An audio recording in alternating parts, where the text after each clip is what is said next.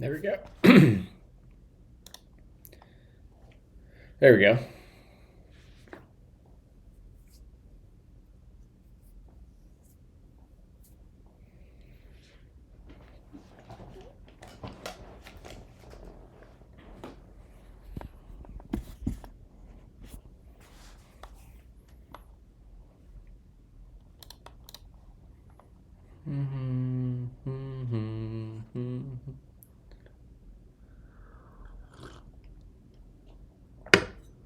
All right.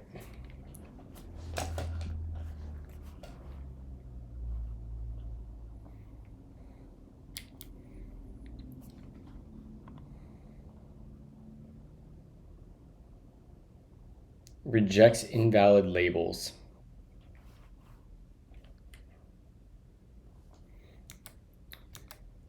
I bet the rejects invalid labels has a double hyphen. Starts with a hyphen.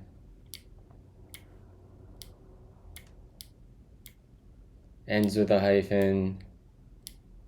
Consecutive hyphens.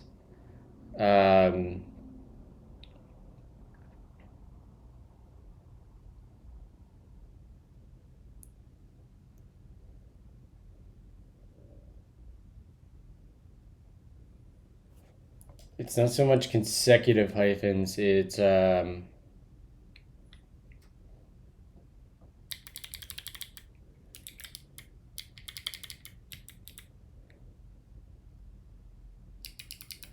xn dash dash.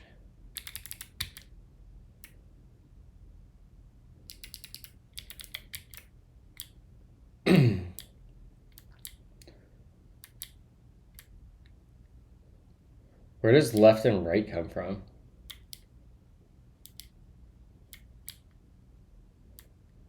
Oh, I see. We would want to change this to like AA. Consecutive hyphens in the third and fourth indices.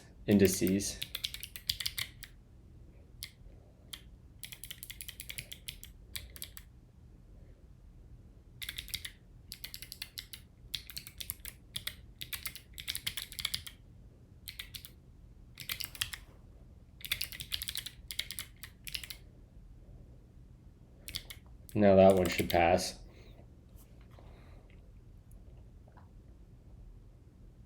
Validates hyphen placement rules. Yeah. So I'm guessing this is all hyphen.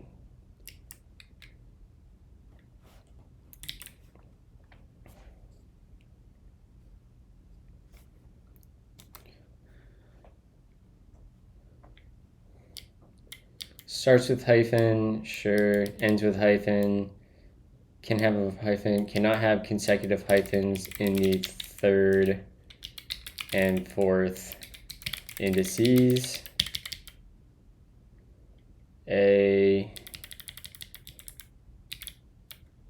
Speaks the gospel of the camel. I speak the gospel of the dunes. Thanks, Anders. The sand is in my veins. Come ride a camel with me today.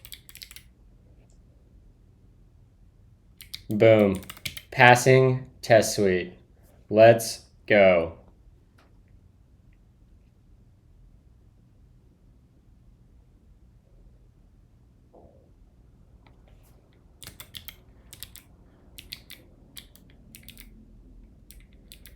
All right.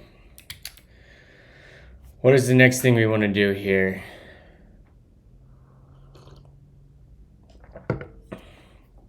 Oh, Anders, you missed a call with our good friends yesterday.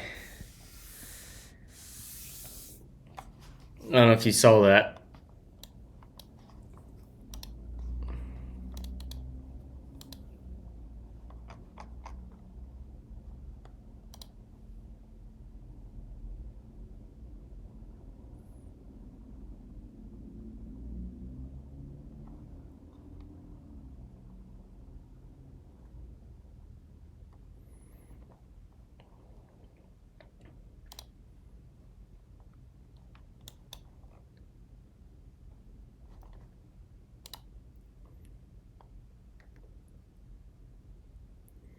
I'm currently working on a massive Python file that will use V0 to come up with things you're going to build for me. Excellent. I love being your little builder bitch.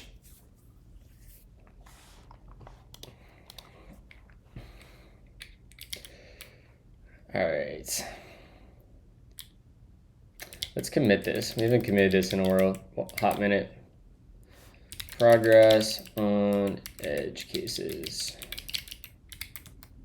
Git push. I also want to see if I want to update effect npx. No, that's not what we wanted.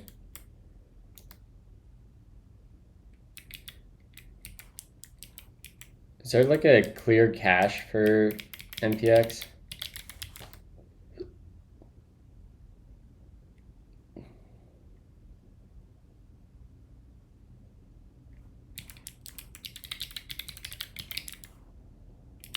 I do -s latest. Whatever. I don't know. I love when you build me things and it doesn't take 6 months.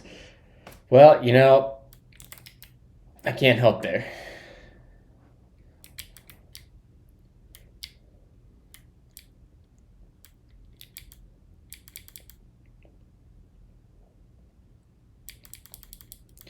So one thing I would like to do is for the resource record is I would like to copy the question from uint8 array, the name part, but we lose the offset. We need to figure out better ways of doing offset tracking.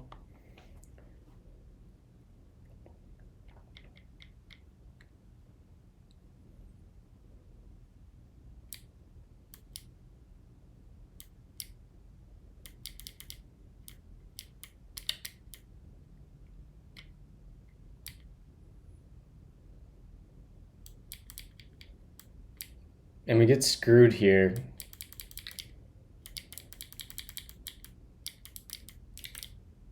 Because I can't just jump to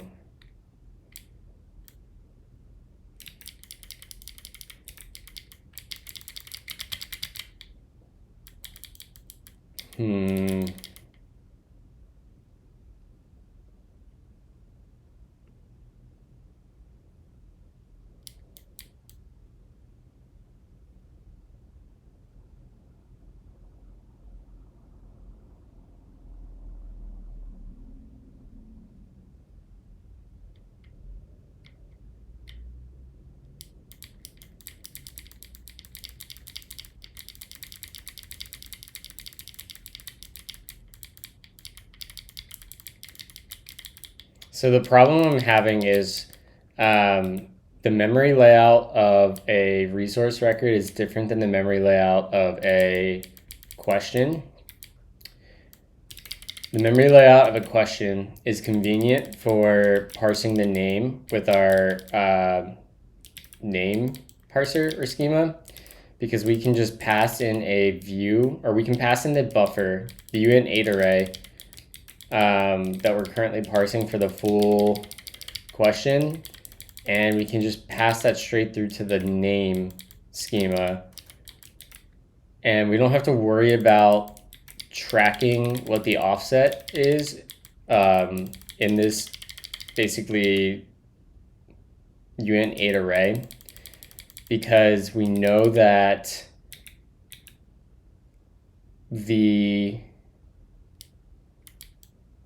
do we know that?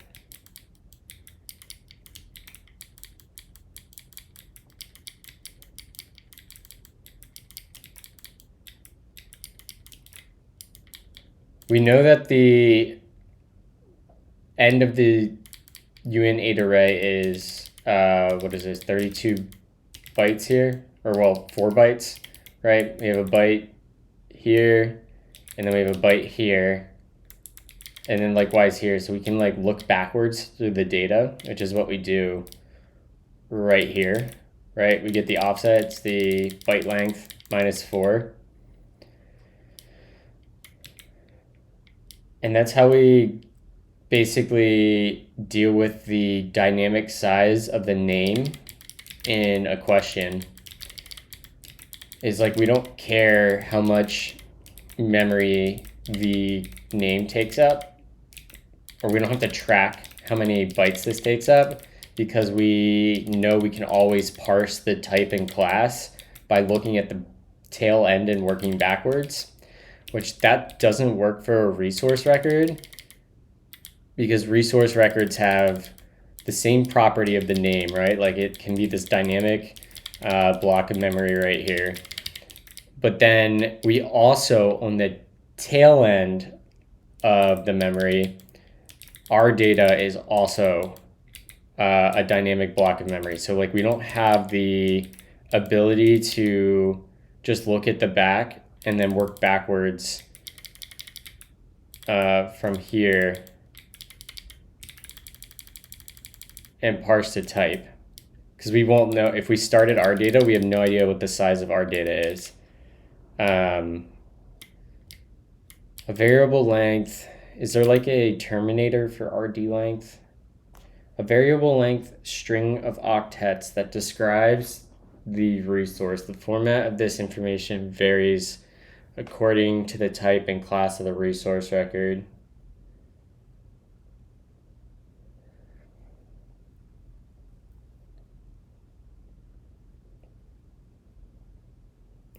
So we need an easy way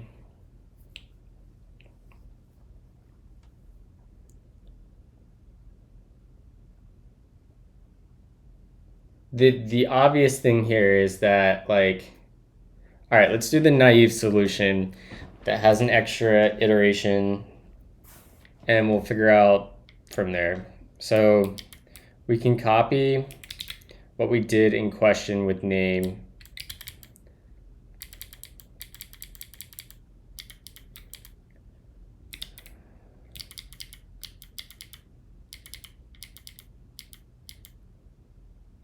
So we can get rid of all this garbage.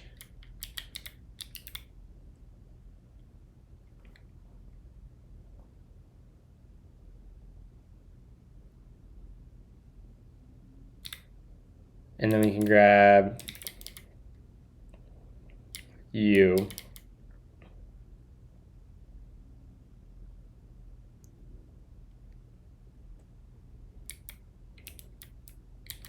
I guess we don't even need this.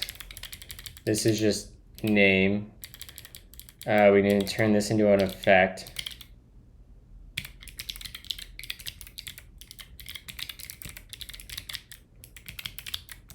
Then we need to take U down to here, move that in there, and then everywhere we have parse result, we need to yield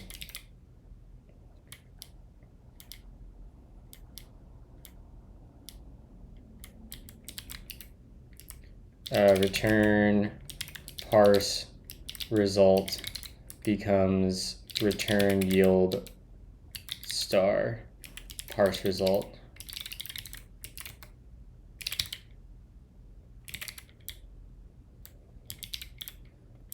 Yeah, then we don't have a offset to work with.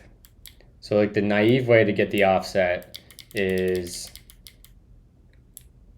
I don't know why we have that there, but to get our offset, it'd be offset equals, name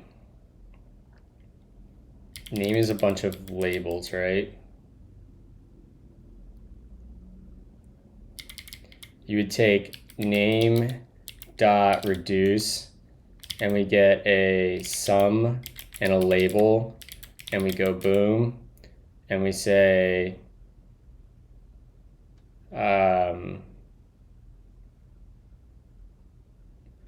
sum plus equals label dot byte length, and we can do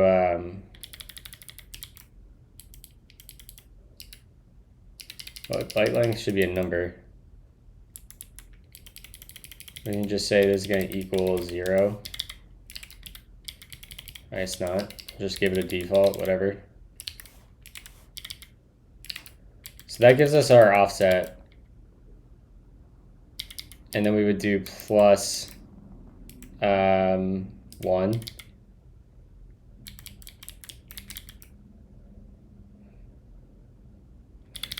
Let. Do our tests still pass?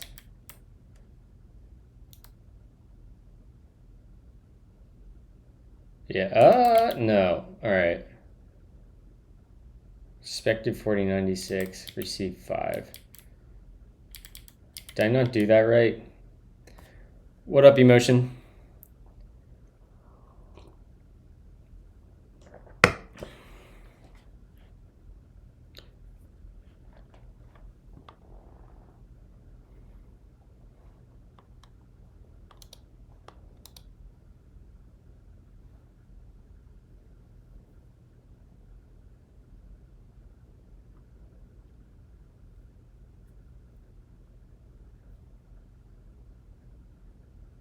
Oh, it'd be plus 1, right?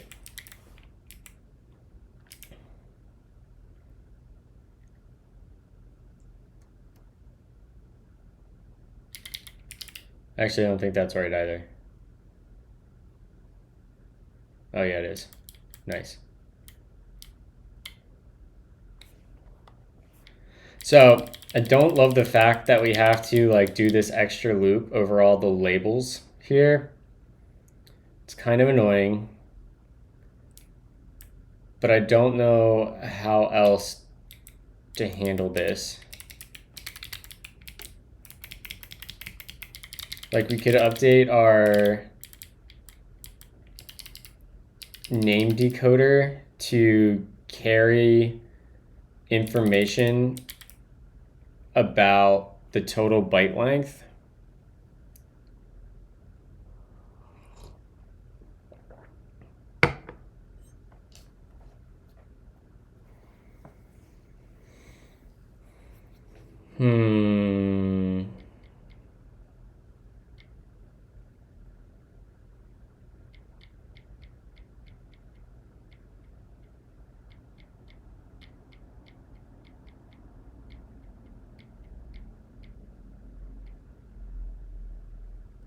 I mean, this is going to be really fast anyways.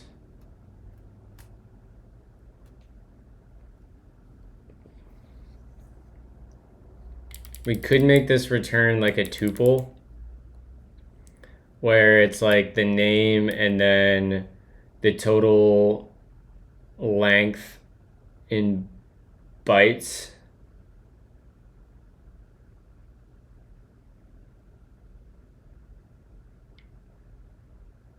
Bro, I don't know. This is the Spotify DJ. Blame him.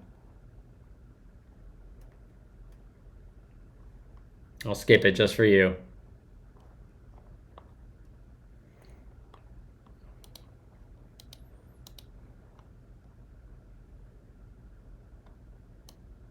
Like, I hate this. This feels so bad, but it's probably not that bad. We can do a for loop to speed that up probably even more.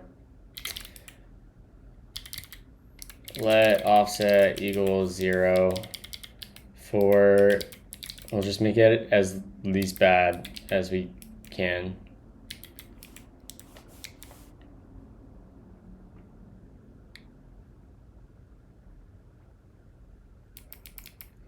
So 0, index is less than name.byte length.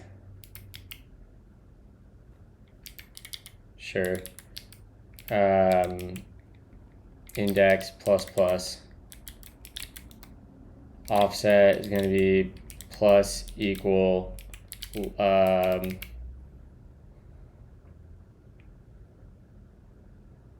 name.length or name index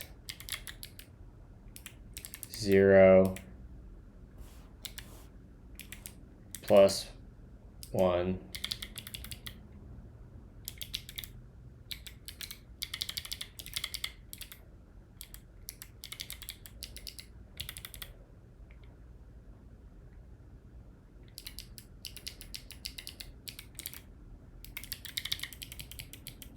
functions describe the world.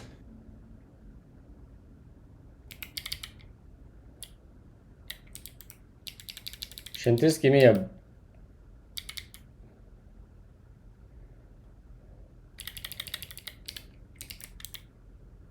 byte length?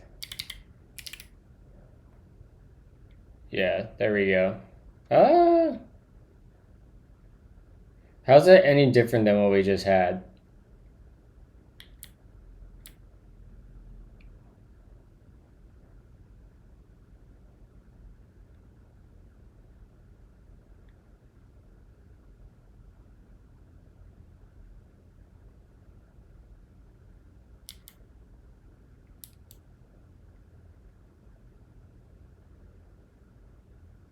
That seems like literally the same.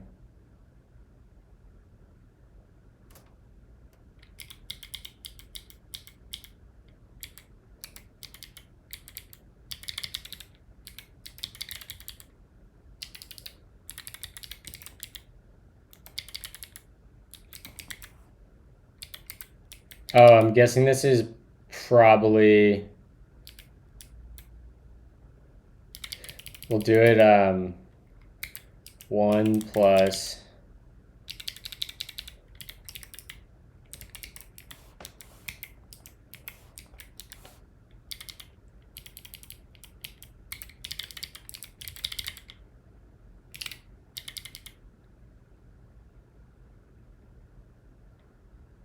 Am I crazy, chat? Oh, we have to increment it one more time. Yeah, we'll just start this at 1. That's the problem. There we go. Yeah, whatever, we'll do that.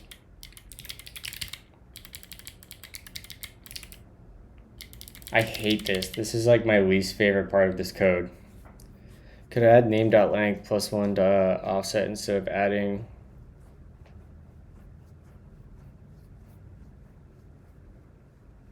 That's true. Yeah, and then we would default to 0.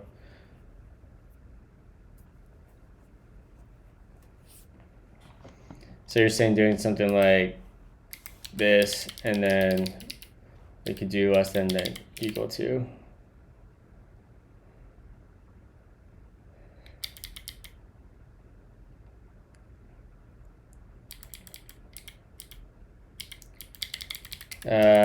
Start with an offset of 1 to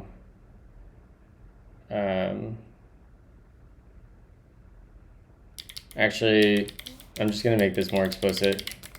Offset plus plus.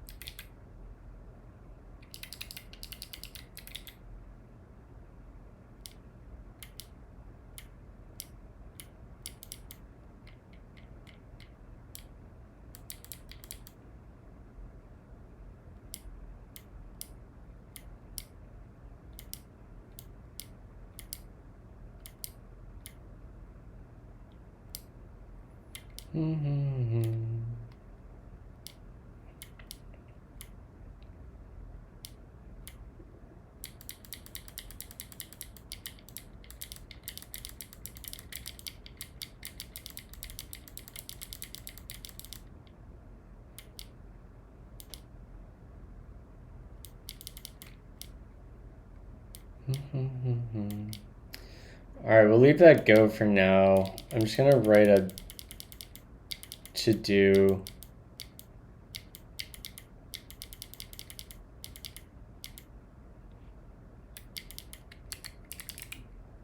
To-do, consider how we could avoid this for loop.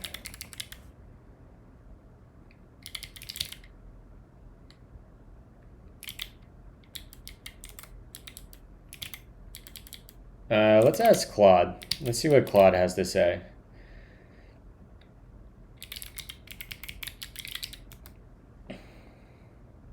In @index,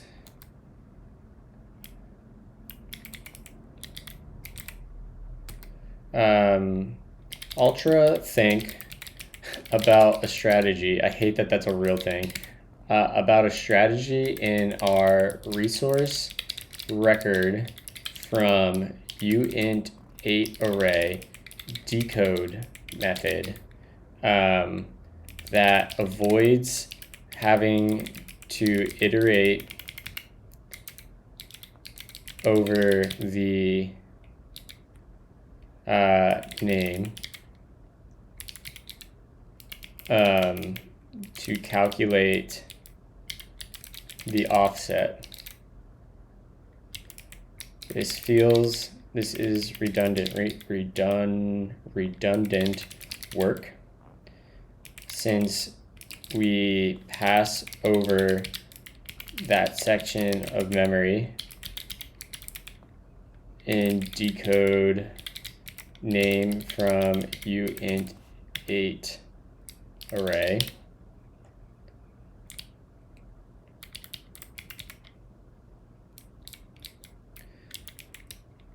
We get lucky with our question name decoder because there is no dynamic sized memory at the end of the datagram, and we can decode backwards.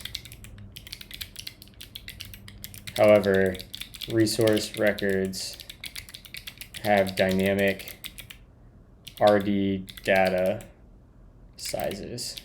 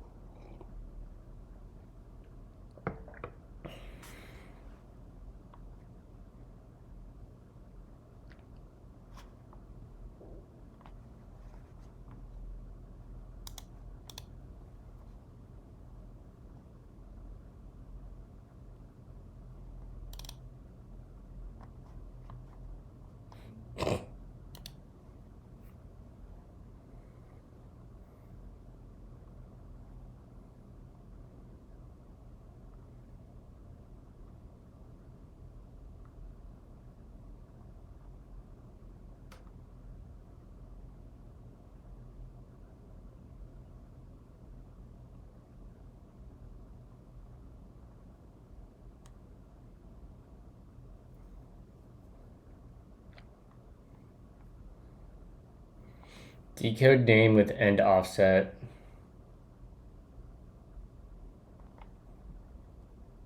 So this is close to what I was thinking.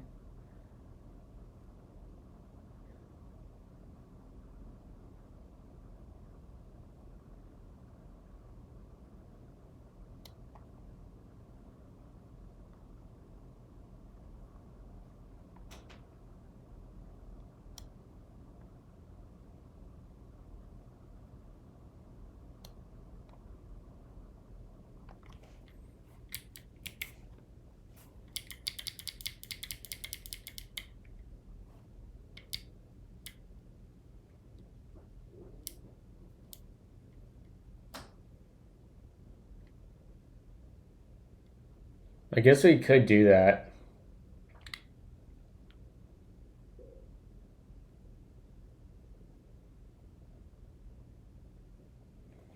When you implement name compression, the offset stays centralized. That's true.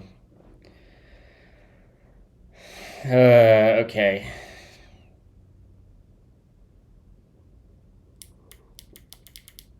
Yeah, let's all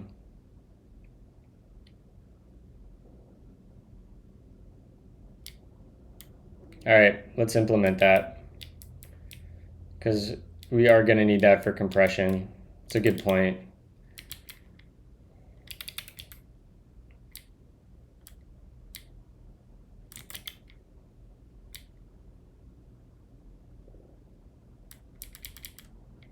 Name from you and with byte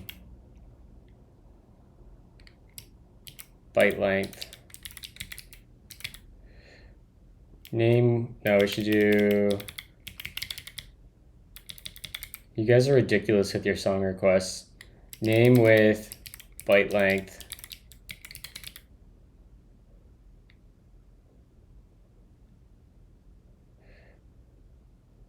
With bytes consumed.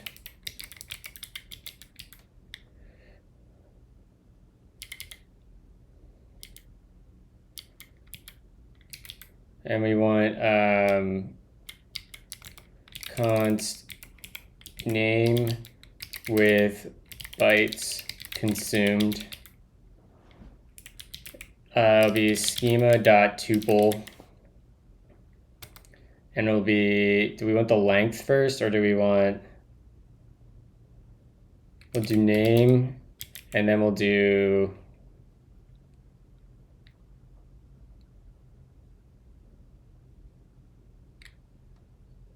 I think it can be a uint8, right? Because it has to be less than, it has to be 255 or less.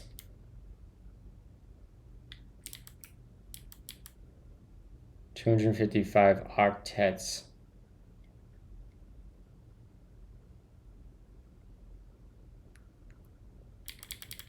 We should convert this to a for loop.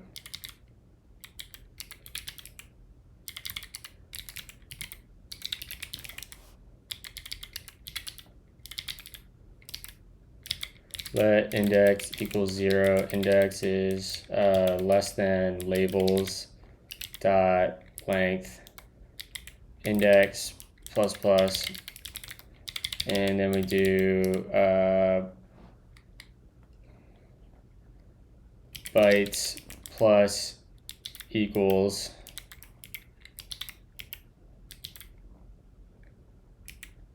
labels index dot byte length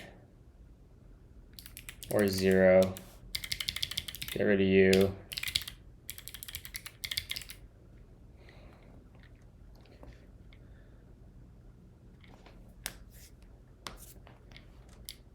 All right, so we have this name with bytes consumed. Well, this isn't even technically true.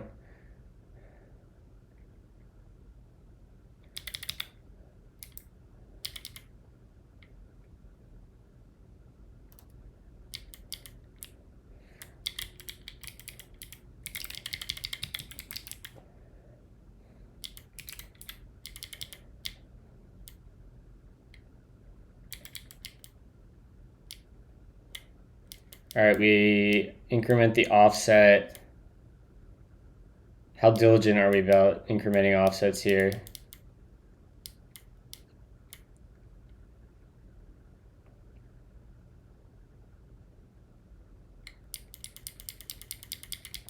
Do we increment for the null terminating byte? We don't, so we should do offset plus plus, and then we'll return name and offset.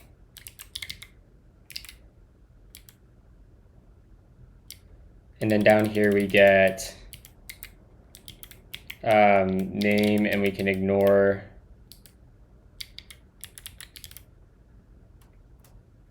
the offset.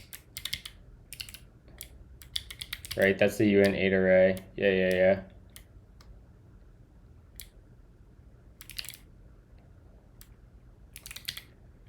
What are you upset about, my friend?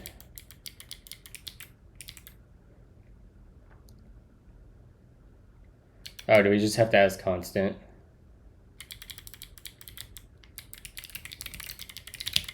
Yeah. Okay.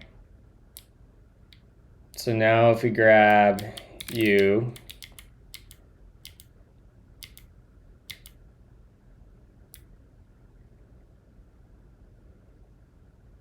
we'll keep these actually.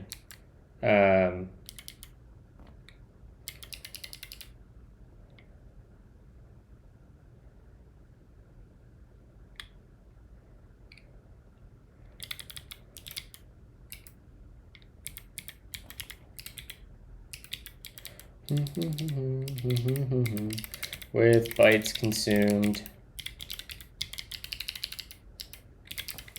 Name with bytes consumed.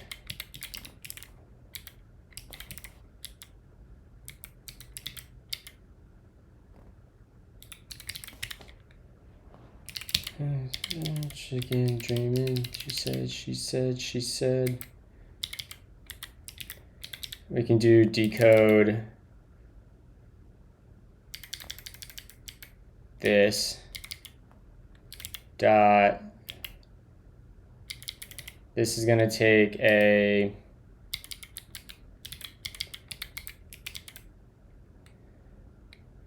uint8 array, which is a uint8 array. And we'll take this. That's a fat arrow. And we'll do, I think there's a tuple helper in effect. There is. Tuple dot first. Get first.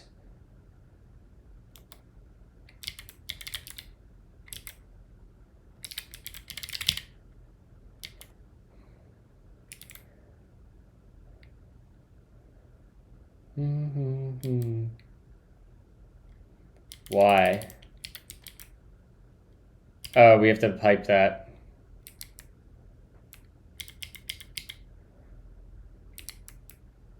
So it's like dot pipe, and then we do effect dot map, and we do tuple dot get first. Right.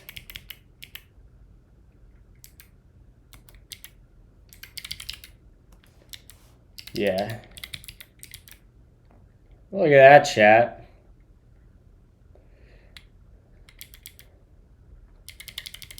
That's what composition looks like. We love composition.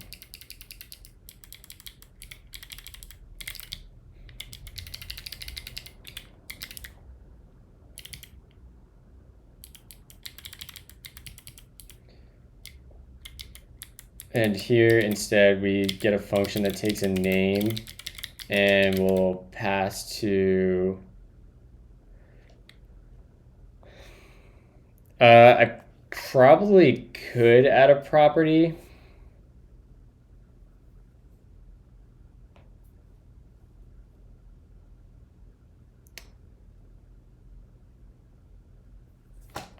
That would be an interesting idea, actually, Liam.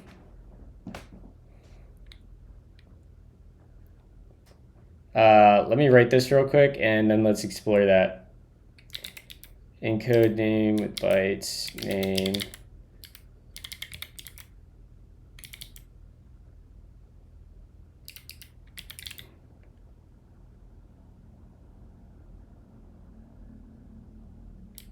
Wait, where is our name?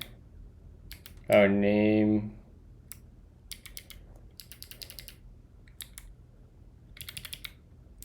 Doesn't this just take a uint8 array?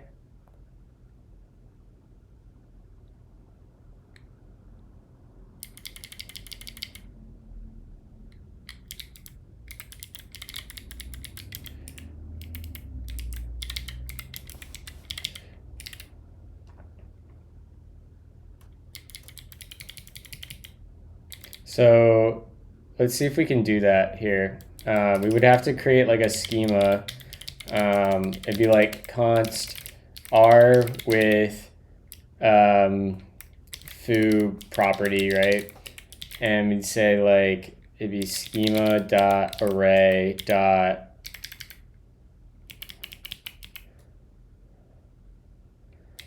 let's just say it's a schema array of dot number, right?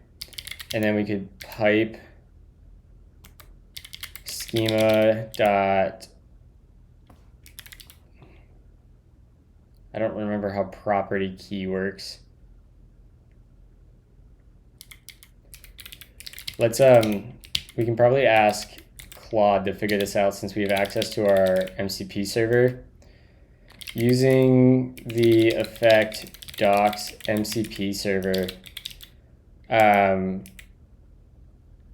figure out if and how we could create a schema that is an array It's the gospel of the numbers, camel.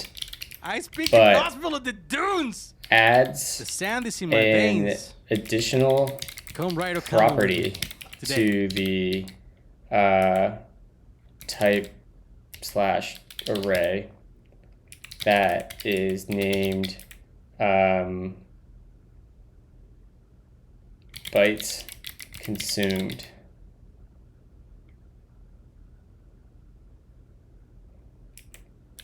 E.g. My type dot bytes consumed.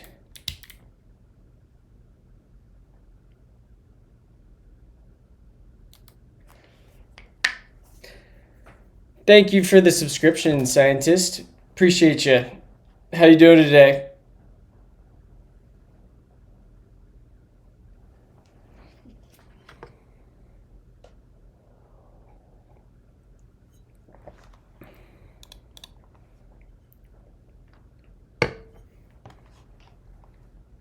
Hell yeah.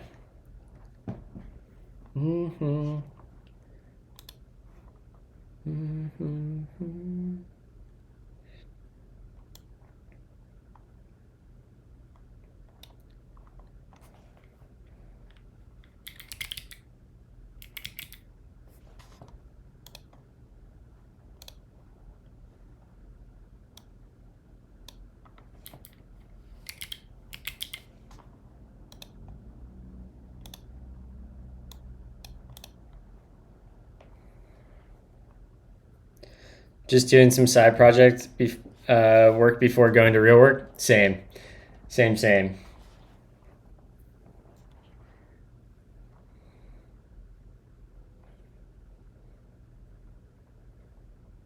What side project are you working on? See, I don't get my hydrate requests in this chat, which is annoying.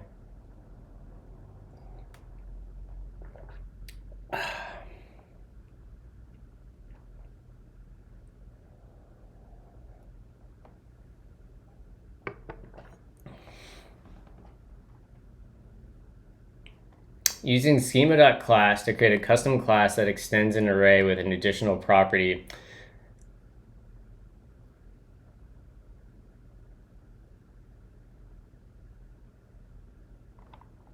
I don't love that. I don't want to like re-add all of the, I could use a proxy, but that doesn't feel great either. JavaScript web framework? That sounds dope.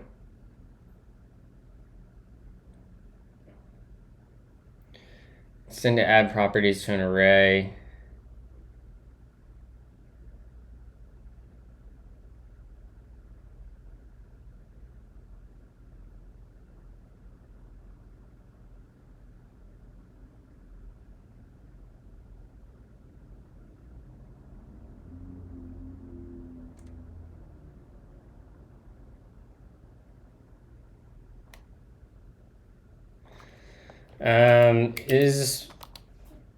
Is there a way to inherit all of the array methods by default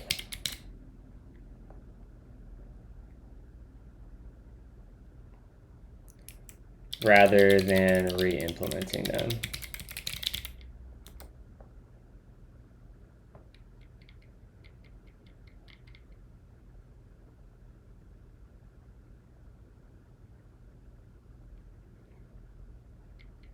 And really, we can make the property, rather than like bytes consumed, it could be like encoded length, right? Encoded byte length.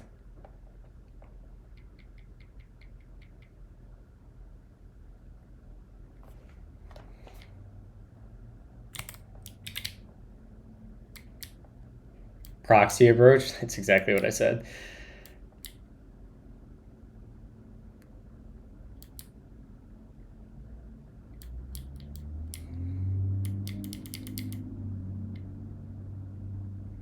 T and bytes consumed. Result proxy.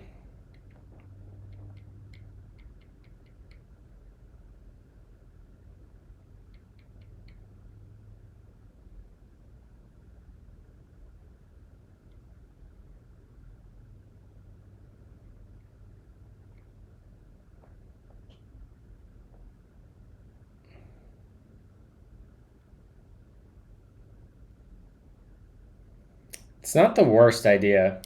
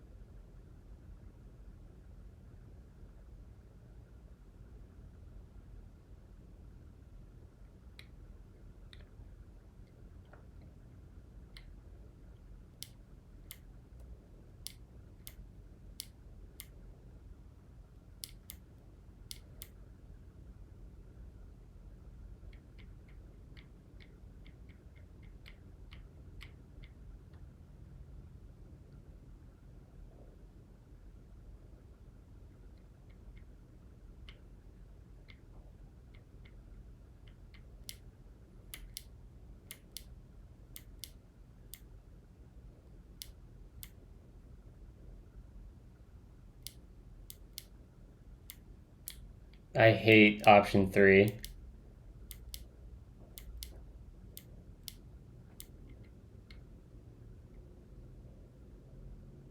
Create schema with property fields,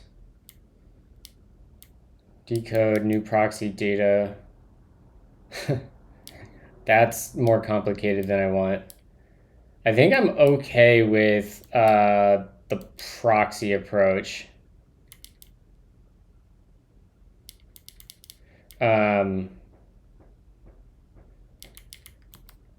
What are the downsides?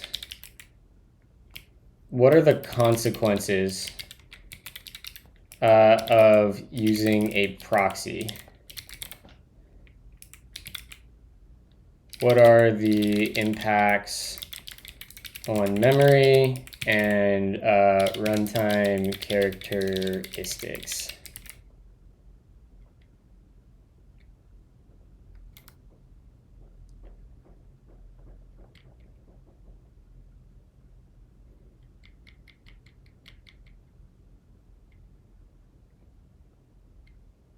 I think we might go with this approach. It's kind of nice. And it's not a lot of code.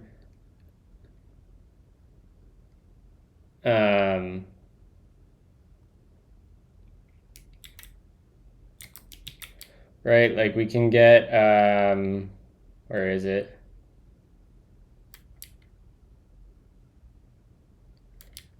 Create array with bytes.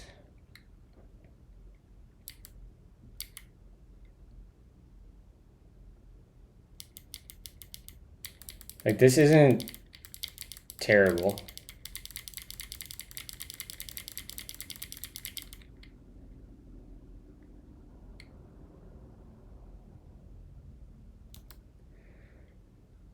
Property access is infrequent, yeah. Work with small arrays, that's, yep. Avoid proxy high frequently. Let me see here.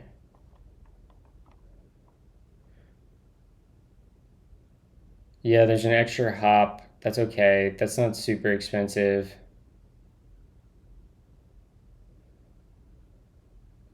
It's okay with going through the trap.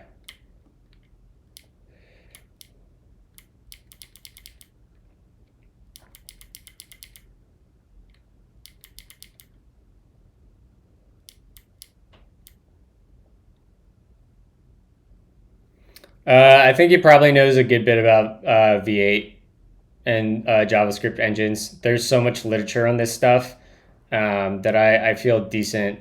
I don't trust like this stuff right here. Whoops. I don't trust like the actual benchmarks it gave. Like that's bullshit. But I do trust what it's saying about the how proxies work under the covers, just because there's so much literature on this stuff.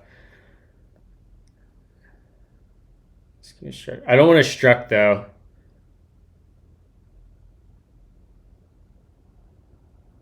Maybe it would. Const2 schema struct foo export example schema. It might. I'll try that here in a second, Liam. Engines can't cache property lookalike. Proxies can't be used to whatever. That's fine.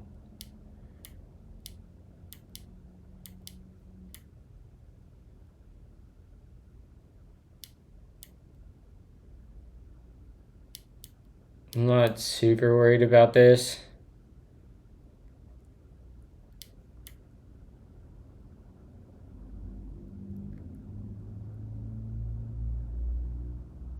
That's okay. We don't need to worry about that.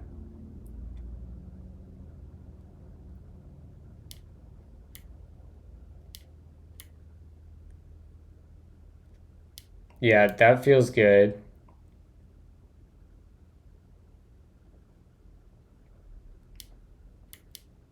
Speaks the gospel of the camel. I speak the gospel of the dunes. The sand is in my veins. Composition over proxy. Come ride a camel with me today. And then we could do that with bytes consumed.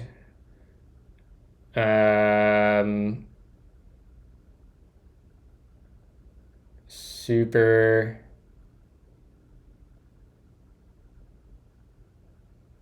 Oh, the mixin's not bad.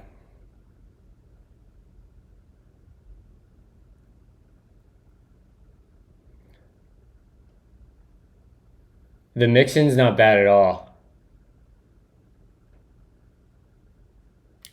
All right, let's try your approach there.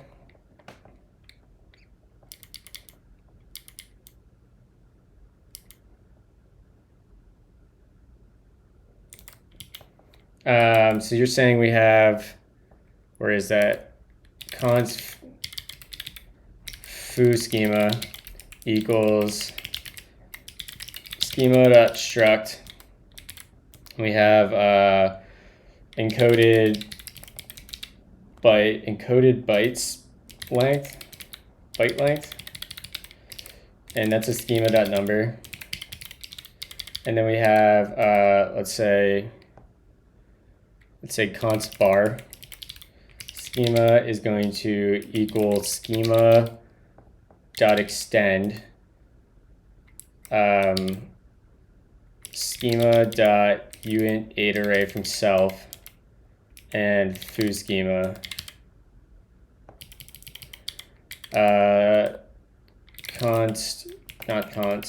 type bar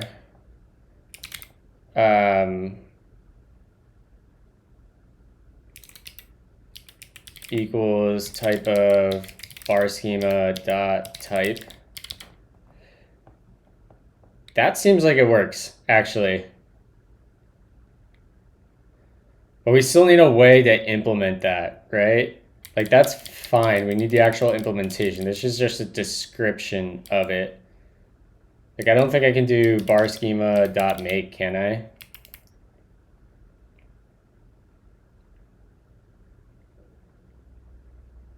Bar schema dot new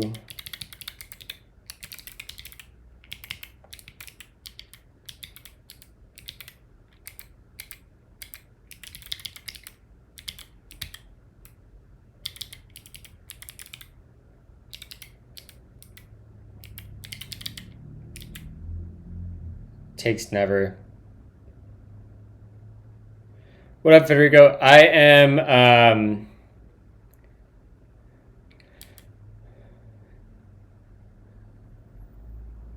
I'll catch up on chat here in a second, but so I should have I'm gonna try to read my Claude code because I asked this question. It's so basically, let me see if I can just find this here. This is a relatively difficult thing to explain. I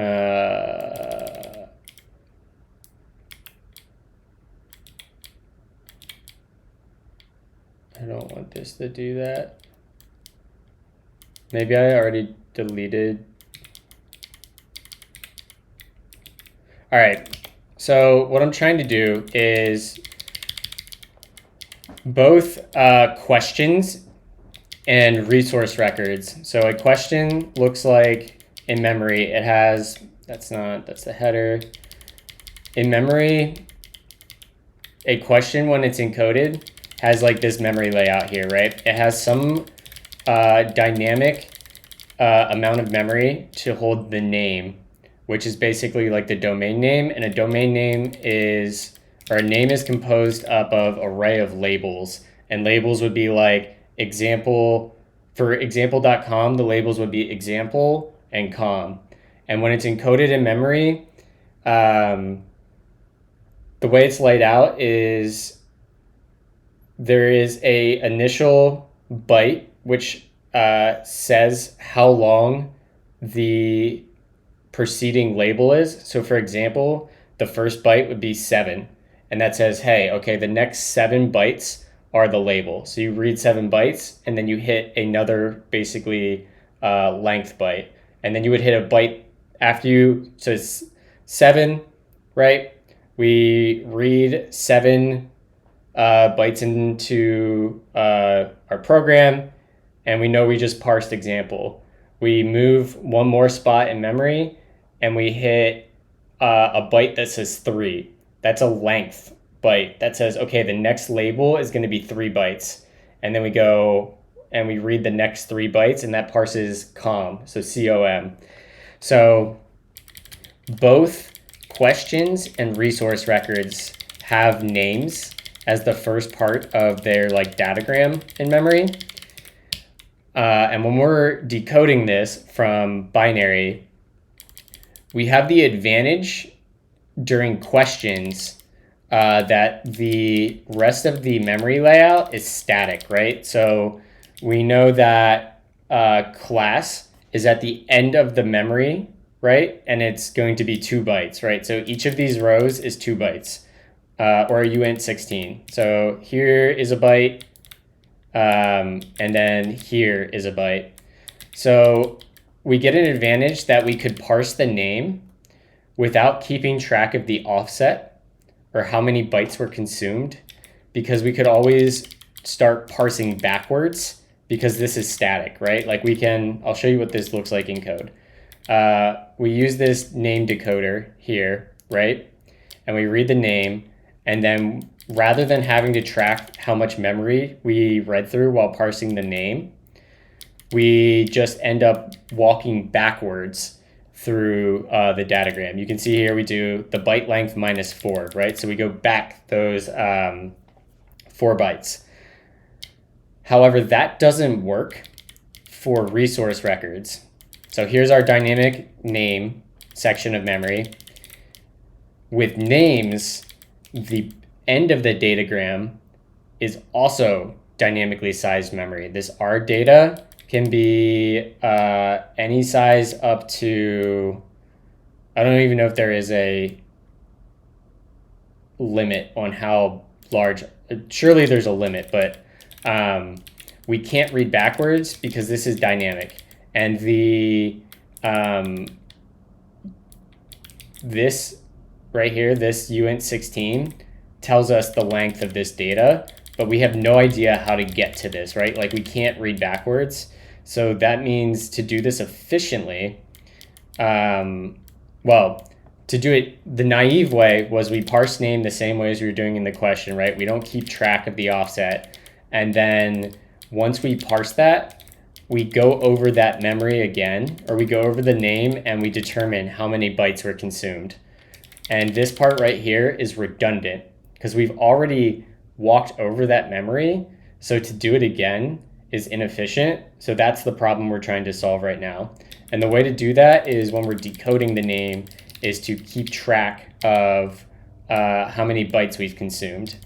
And so that led us to like, okay, well, how do we want to structure this?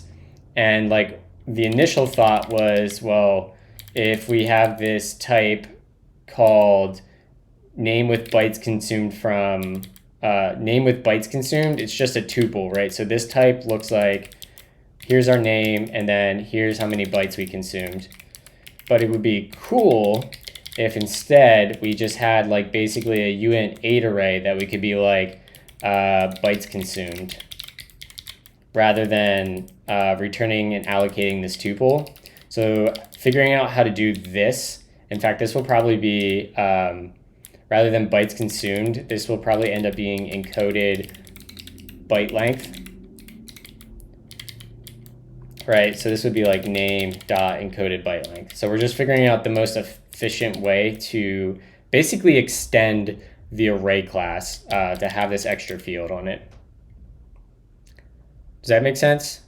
Hopefully I did a decent job at explaining that. I saw some decent questions. So Liam and I have been going back and forth on how to do this.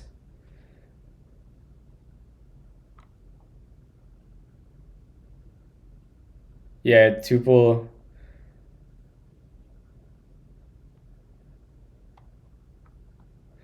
Hello, Mr. Dillon, sir. What's the best way with Effect to do some async events? I usually use SNS, SQS, or RabbitMQ, but unsure how to do that with Effect. At work, we have a, I'm actually part of the way through building this in a branch, but I use stream.async, which if you look, async takes this, I think this is like a emit, right? And then you can like emit an item. And basically I put this inside the consumer of the SNS or SQS queue. And then I basically emit that. And then I have just a stream of things coming off the queue. So look into stream.async. But if you want to get really crazy, you could use effect cluster and effect workflow. We're evaluating both at work right now for some stuff. And I think that, I don't think we're confident enough quite yet in effect cluster to use it for, specifically to use effect cluster for the projects we want. I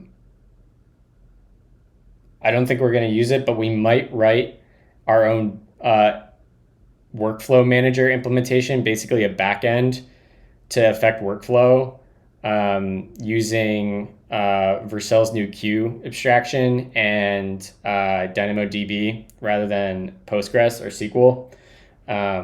Effect workflow is sick. I love effect workflow. That API is chef's kiss.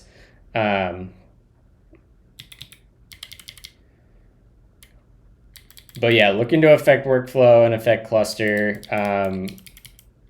We have, our intern is working on a project that would be a really good candidate for effect cluster, but I'm not gonna put it on the intern to deploy that infra with Kubernetes. If it were me doing it and I had the time to dedicate to it, because it's a lower risk project and code that's gonna be thrown away once it's done, because it's a migration, I think that would be a good trial for it. But when we have something that is probably not a service that is constantly a production, it's not in the hot path, I think we'll probably try Effect Cluster, but for now, I think we're going to try to write a different backend to Effect workflow because there's a pretty simple interface to implement.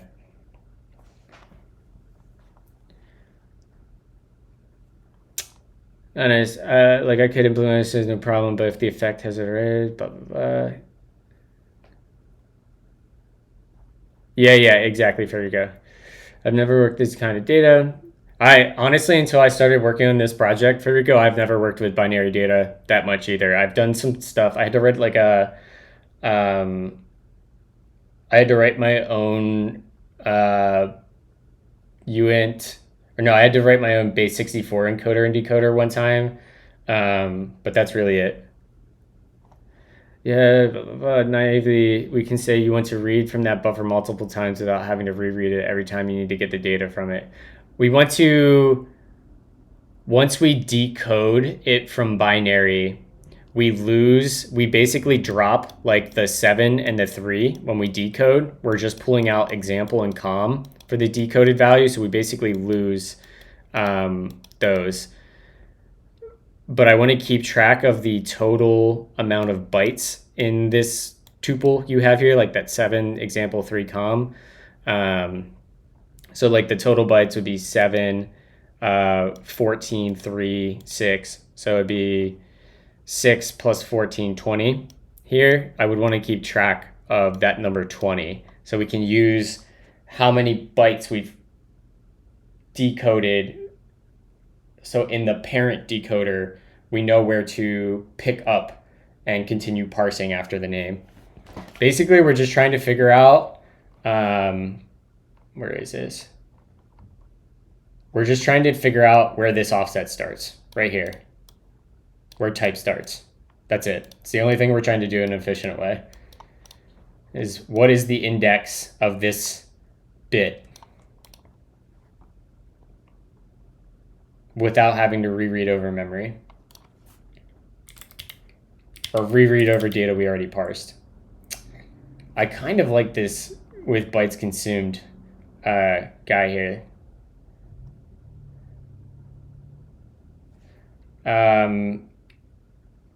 Compare and contrast the mixin versus the proxy.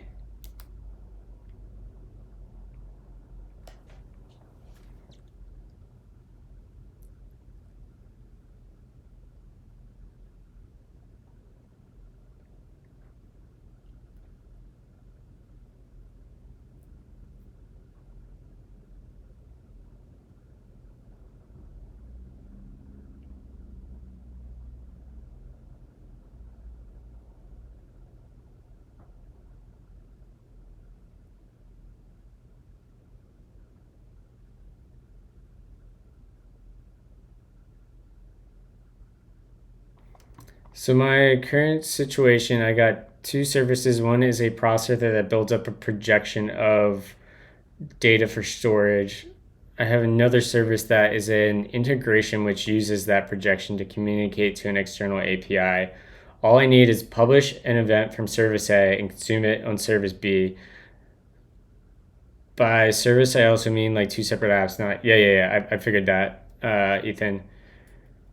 So yeah, if you guys are already using AWS, I would honestly do, like, we do this exact pattern on my team at Vercel, is like you have a consumer, like use like data dot, what is it, tag union or whatever it is, and then you can describe your events that can be published, right? And then you make like a little event publisher that wraps around SQS, and then you have like an a publisher, right, that can publish those data tag union types, which are events, with effect. And then the other side, use stream.async to wrap around SQS to read from the queue and pipe it into a stream to process. And then you have the tags on the events coming in because they're already typed with data.tagged union. And you can just like basically fork scoped or fork daemon every time you read in an event to spin off that that item off the queue into its own fiber and not block on that. That's the way we do it. Hopefully that makes sense. And then you still get dead letter queues from AWS2 if there is like a very persistent failure, right? Yeah, okay, I do like, we're gonna do the mix-in. The mix-in's cool.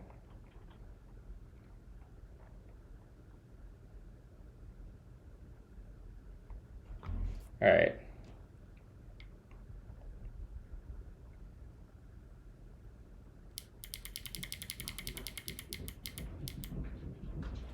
So it takes data, t bytes consumed, class array with bytes, extends array.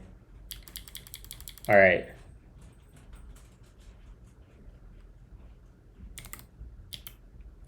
So let's write that. Let's say we have function with encoded bytes length. And this is going to take a uint8 array, which is a uint8 array. And then we're going to take encoded bytes length, which will be a number. And we're going to take this and we're going to return a class uint8 array with encoded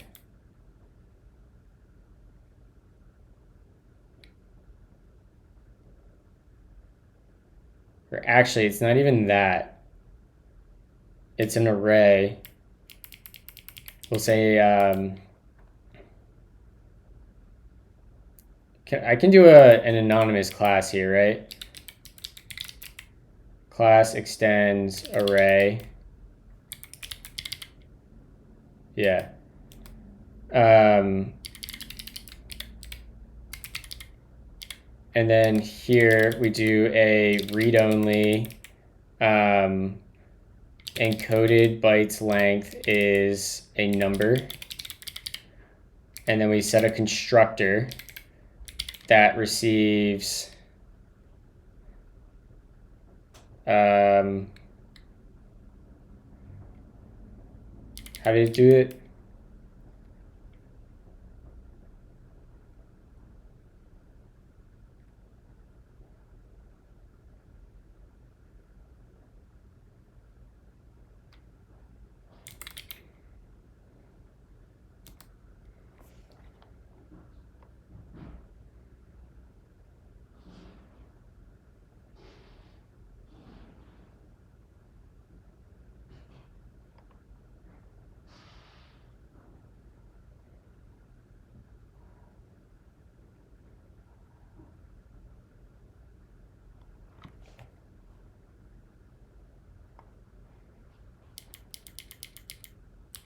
We'll want this.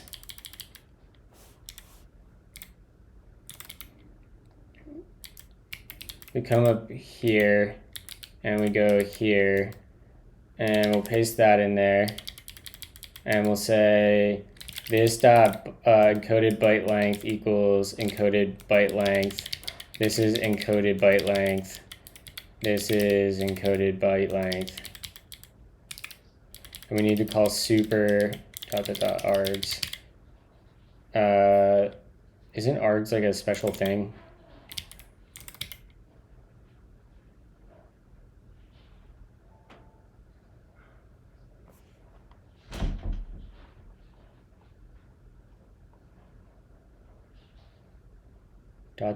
Data. Oh, right.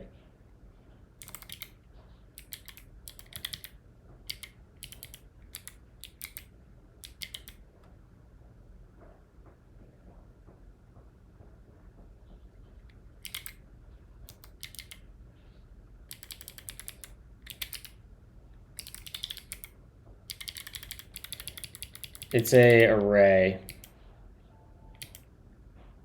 not a uint8 array.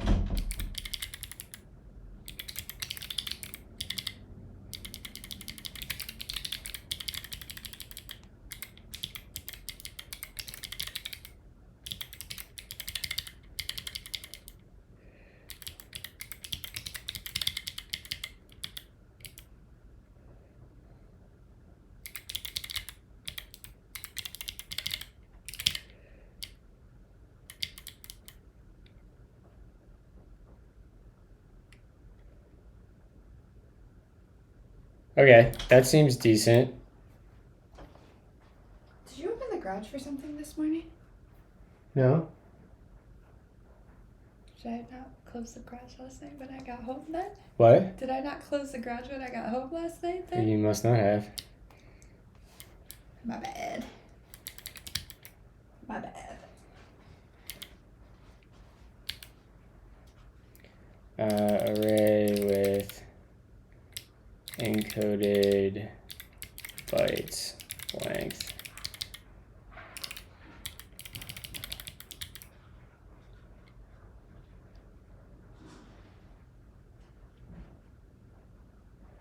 You know, I've been a hater of Effect, but I'm kind of warming up to it. Why were you a hater, Ross? Let's talk about the reasons you hated it. To be fair, I was a hater at first.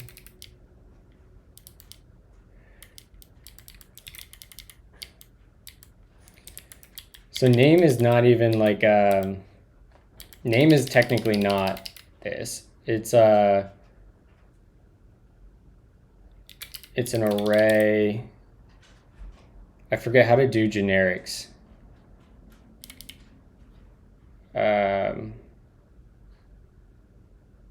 Really, it would just be, this is fine. We don't need it to be name with encoded bytes length.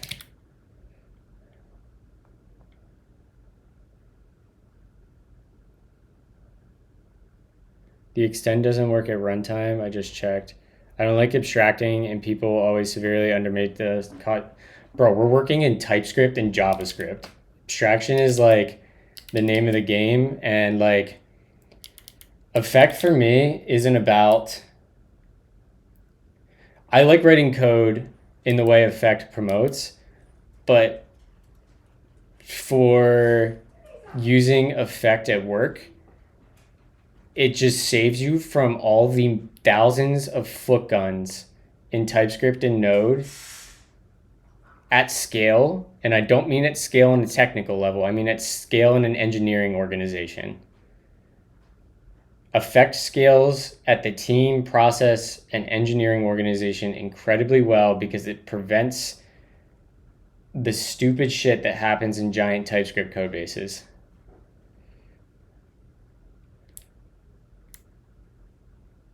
Wearing a cap inside is so American. I am wearing a cap inside because I rolled straight out of bed and my hair is crazy. Because his hair looks crazy.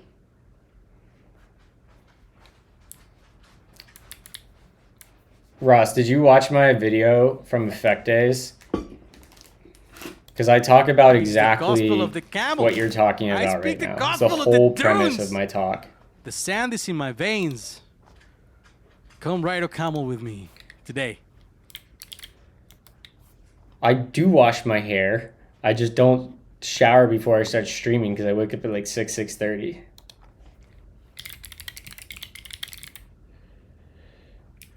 You should put this on in the background because I talk about the exact questions you have right now is exactly the things I talk about and address in she's not gonna do that. Are you crazy? All right, everyone wants a hair reveal. Okay, hold on. Wait, hold on. Can I fix it? I don't care. Let me fix Mine's it. gonna be crazy.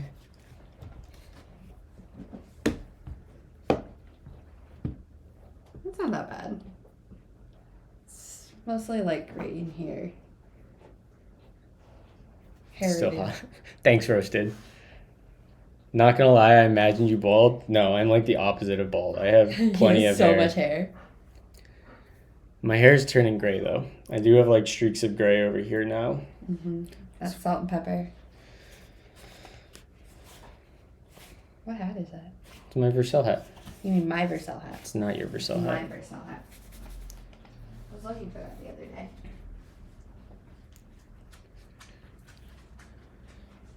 Oh my gosh. Do you know Baxter was crying on the couch? And I went to go check why, and it's because he wanted someone to be around while he was eating. It's Baxter. I've had gray hair since I was like in my Ever mid-20s. since I've known you, you've had grays.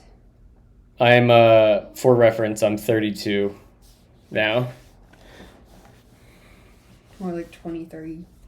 All right, let me catch up on chat here. I need to go look at that link. I can't copy that.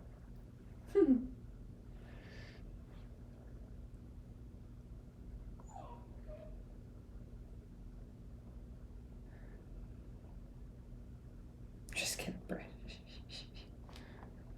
Could you give me a quick rundown of Effect? Never use it. Effect is, I would say Effect is a standard library for, the missing standard library for TypeScript and Node. It makes doing all the hard things easy and composable. So things like properly managing errors, dependency injection. It has tons of really nice data structures built in. So things like tries, red-black trees, immutable hash maps and hash sets and hash maps and reference counted data structures. And the immutable data structures use structural sharing under the covers like Clojure or libraries like Immer. So it's very inexpensive to do updates. It has a scheduler. It has a scheduler built into the runtime, which enables green threads. So think things like Go routines or processes in Elixir or Erlang. In Effect, they're called fibers. Because you get that concurrency, it comes with concurrency primitives built in, things like semaphores, mutexes, latches, queues, streams. So that's my rundown of Effect. Explain it in Fortnite terms. Dude, it's been so long since I played Fortnite. I don't think I could manage. All right, somebody linked. I think Liam linked a thread in here that I wanted to go click. Yeah, here we go.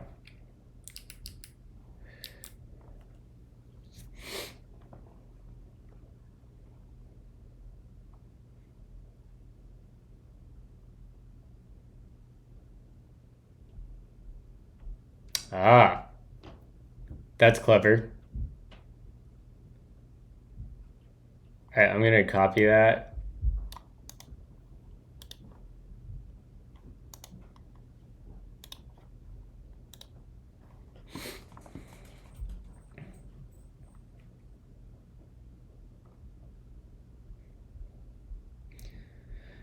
Sunspire, do you mostly use it in Vue, React, or backend mostly?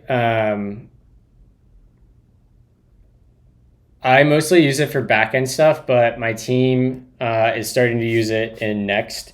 So we're starting to move into the front end with it. I used it a bit in Svelte, especially I use it in front end stuff a lot for like the data structures and stuff that don't have like tagged errors and schemas and stuff, because schema is basically like Zod. I like schema better. I don't like, let me back up. Schema 3.0 is what ships with Effect today. I like the properties and functionality of schema more than Zod, Valibot, etc. That being said, Schema 3.0 has a worse API and DX than Zod, Valibot, etc. But Julio, who builds Schema for Effect, has Schema 4.0 pretty much cooked, and it vastly improves the API and DX of Schema to the level of Zod, Valibot, etc. And this is insane. The man has been cooking. go here. So Effect Small is the code name for Effect 4.0, which the team's been working on. And long story short is Effect.40 is basically the version of Effect that will go mainstream. They're taking everything they learned in the initial version of Effect and making it better. So they're scaling down the APIs. They're making the APIs that do remain easier to use, better named. They're not that there's really bundling problems, but they're crushing down the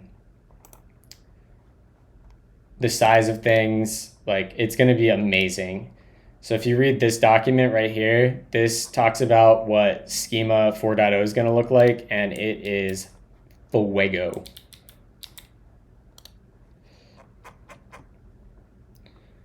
When will you start cooking? IRL cooking stream when? Dude, I cook all the time. I love cooking. I tweet cooking pictures often. I just don't know how I would do it.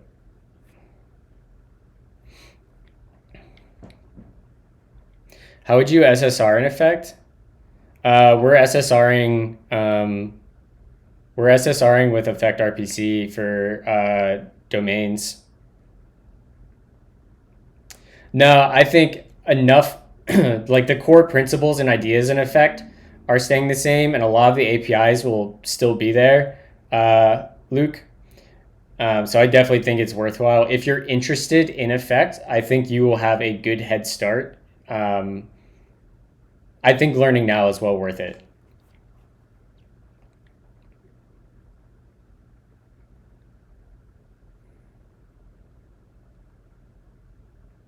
Yeah, so I will be the first person to admit that the Effect docs are not what they should be. That is the team's biggest problem, without a doubt, is that the docs do not do the framework justice, at all. I know they're focused on shipping 4.0 right now and getting it ready, but once they're done going hard on 4.0, I really, really think they need to just pump the brakes and take 2 weeks as the whole team to write good docs. Or they need to hire a DevRel and technical writer to do it. That being said, to give them credit, compared to last March when I started using Effect, March of 2024, to now, the docs are amazingly better. They are so much better. So they have made progress there, and significant progress, but Effect is certainly getting more attention right now. And the docs are the thing that's killing it, in a bad way, not in a good way.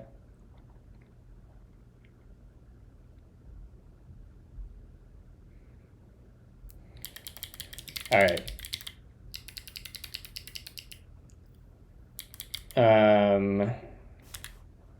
Right, I lost what I wanted to copy here.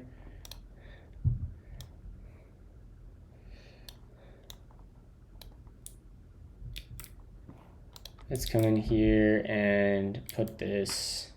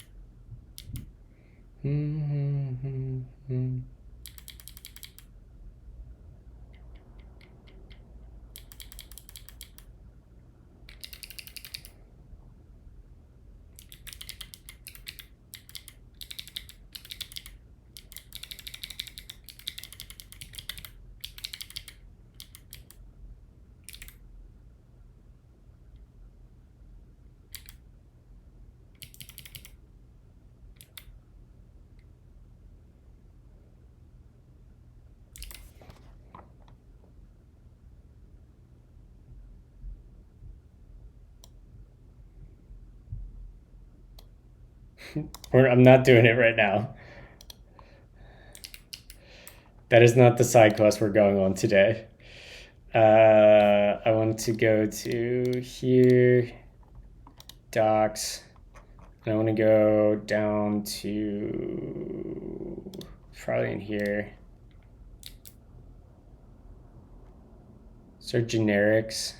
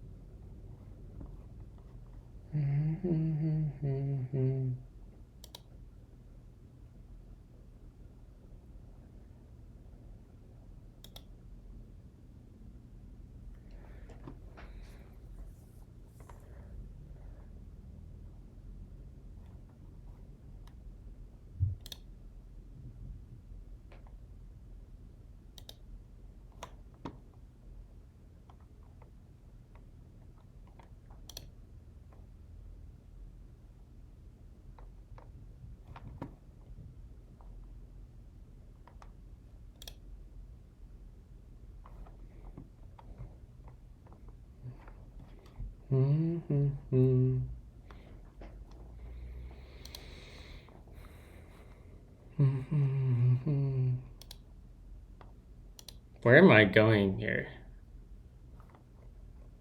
Where's the examples of using that API we were just looking at, right? It's declare, command K, schema dot declare. Yeah.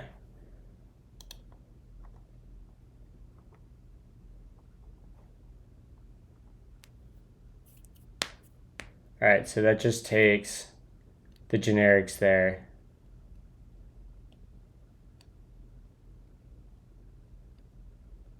Store the item, store the schema for the sets elements.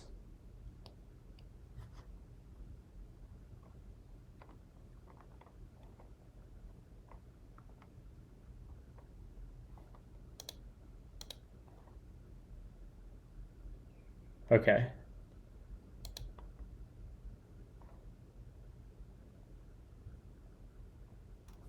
Meditation time, chat.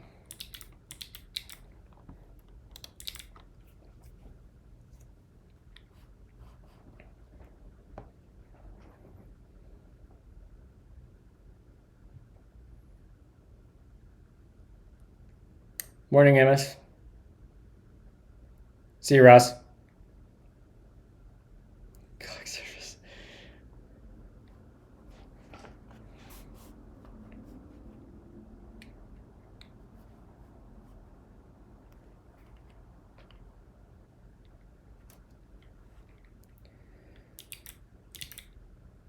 So we have, let's just say we want this const name with encoded bytes, and we do a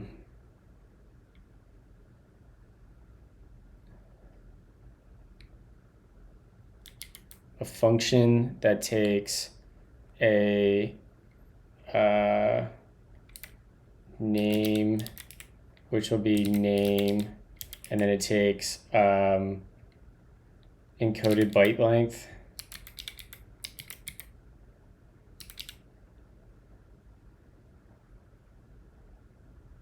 Maybe.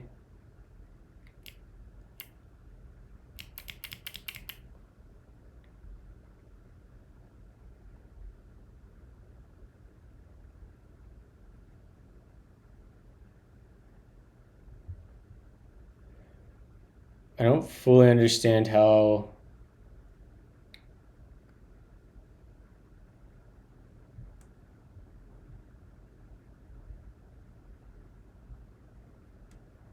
this works.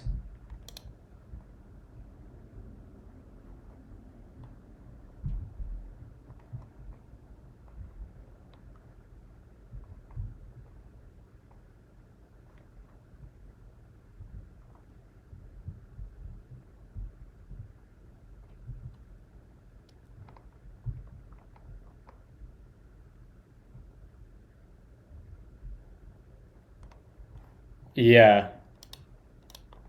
What's up, Max?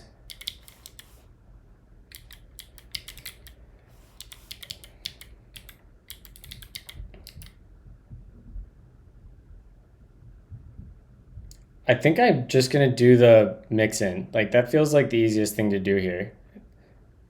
Like we already have a bunch of that code written.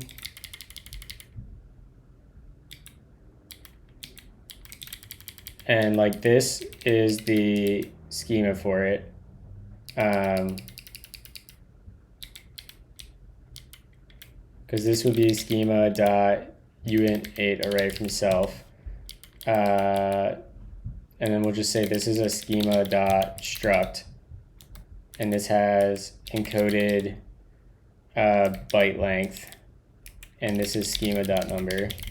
And then if we do declare x equals declare const x, and we say that's type of name with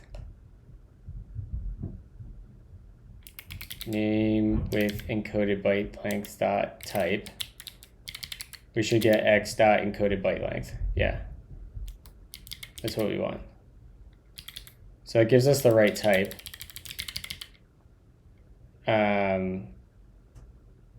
We take that and we come down to here. We paste this here and we have our with encoded bytes guy.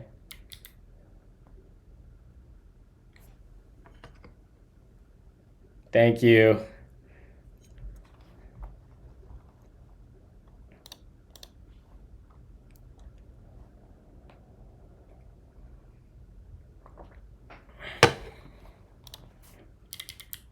And let's just take this up to where we need it. We can close this side, give ourselves more room to work with here. Because we're gonna need this mix in for compression anyways, so we should just use it now. I think I'm going to make a effect wrapper around Vercel queues. Once we get done this.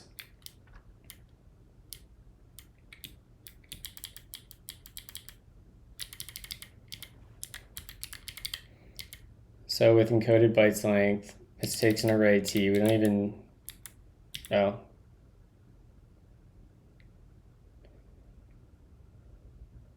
Yeah.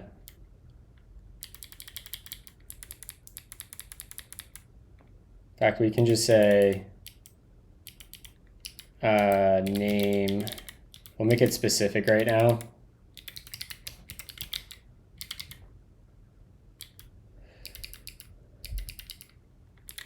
And this is a uint8 array.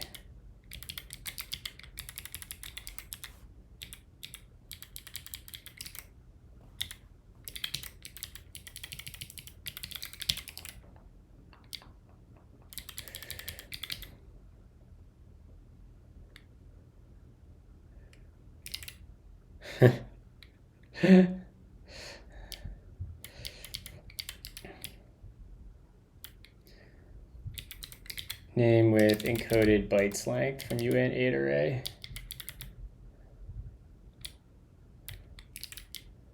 Yeah, so down here. Wait, what? Delete that.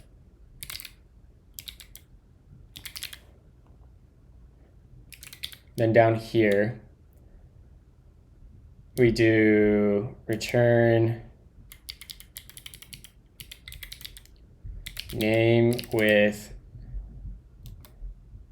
and this is going to be name, nope, and this becomes offset.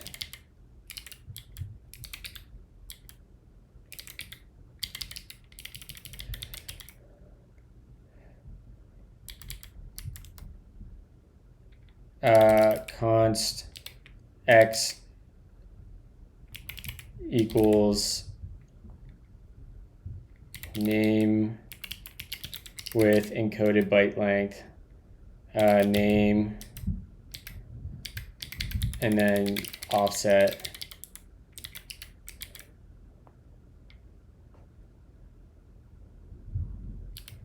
And we should be able to say this is a name type of name with dot type as any. Functions describe the world.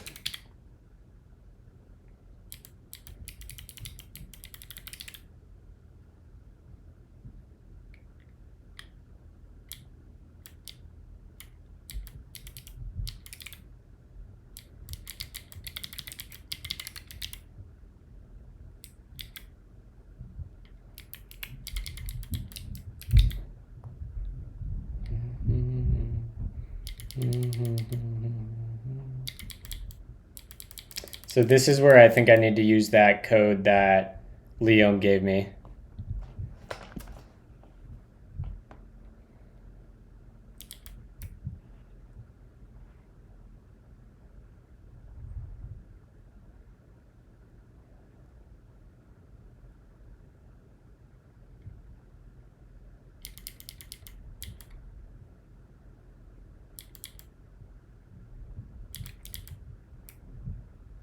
Although I thought that should be structurally equivalent.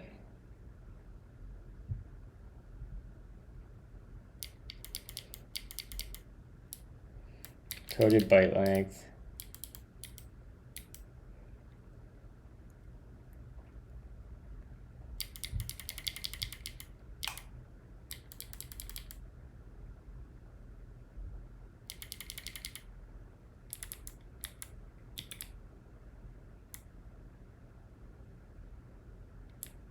So the other way we could do this is, rather than making this a class,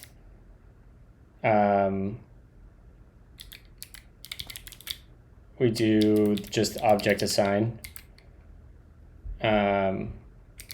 Object dot assign array and encoded byte length as const. No? Sure. And this should return a, let's get the type from this guy.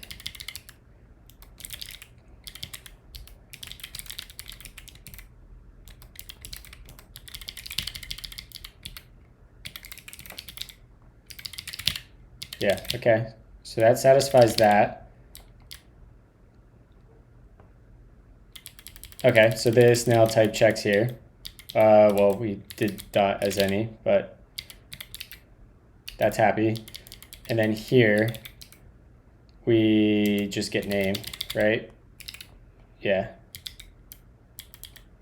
And then, yeah.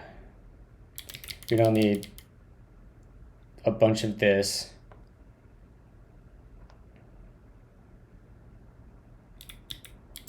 This will be name with now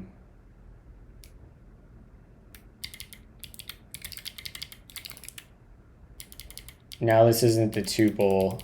We don't even need to pipe here, which we don't need that anymore.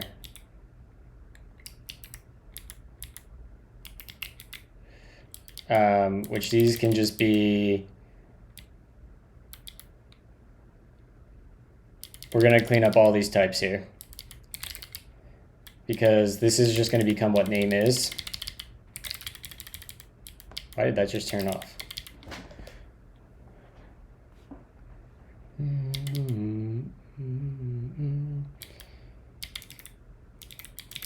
Delete those. We're type checked. And theoretically, we should still be passing tests too. Rip.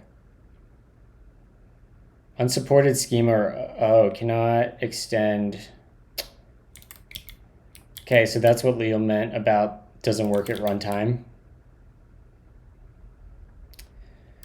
So to jump back over to,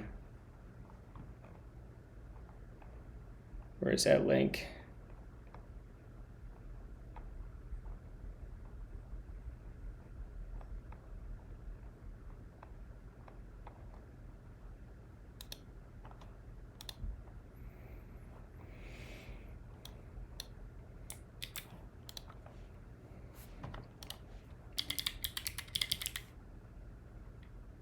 What? Copy, dog. Put that in the buffer. Okay, we're gonna do it this way. Fine. Schema.declare, and this is going to take you. We're gonna go here, get rid of that. It'll be name. We'll actually do, we'll start with this, interface extends name, and then it has encoded byte length, which is a number. And we'll say name with encoded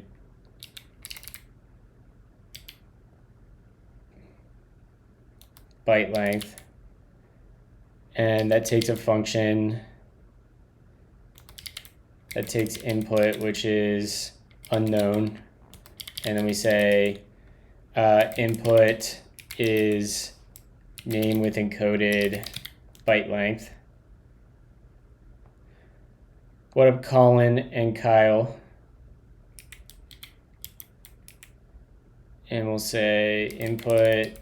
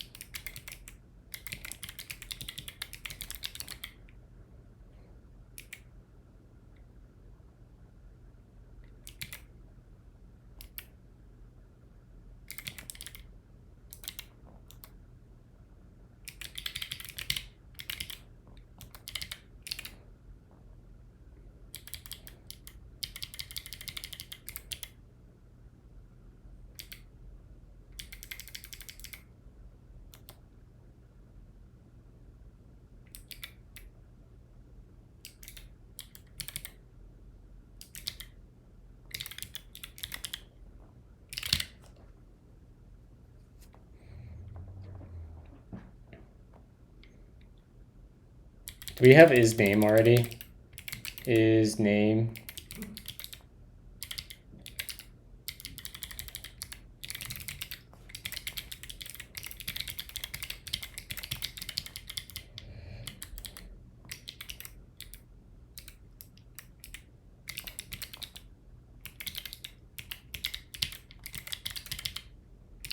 All right. Reviving my dude, building a DB for work.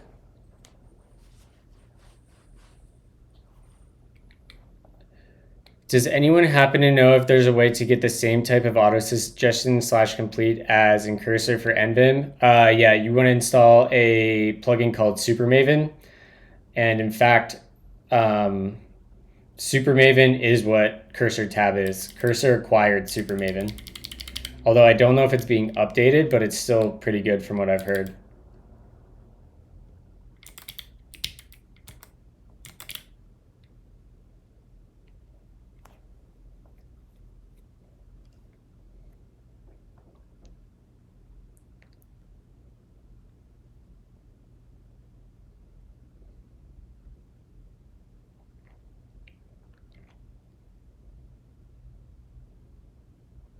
I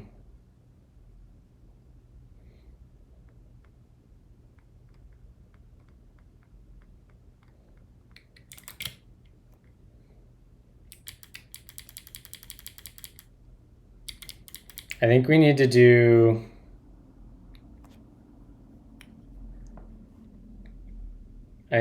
do something a bit different here. This has multiple arguments, right? Type parameters, P.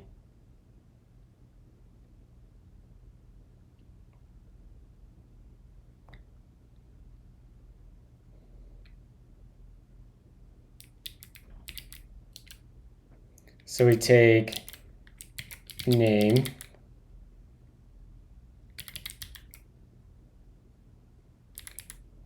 and then we have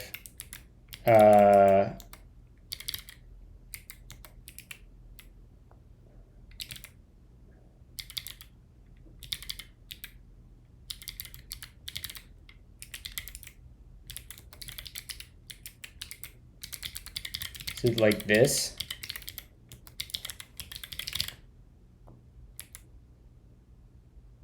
Expected 1 to 2 arguments.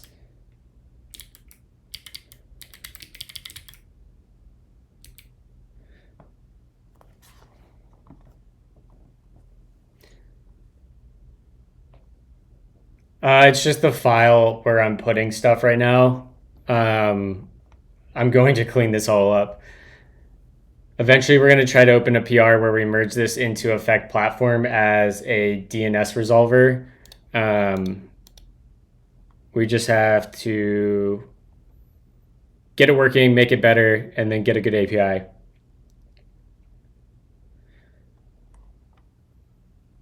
Advanced usage, primitive data types, yeah.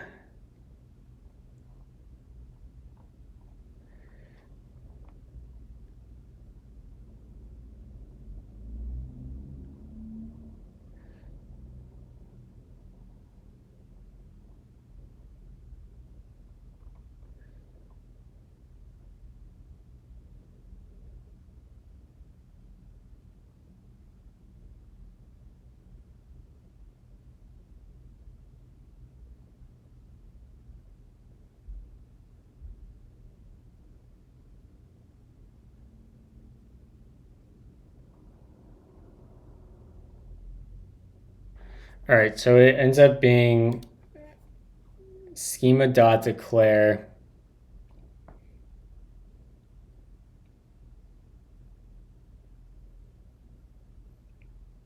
We have this name, and we should be able to take this, and it takes a decode. Like this should be a valid thing, right?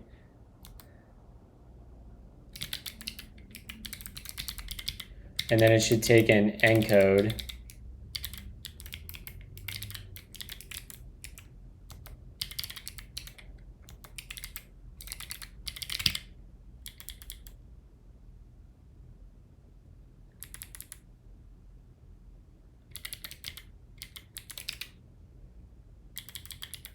And why is this upset?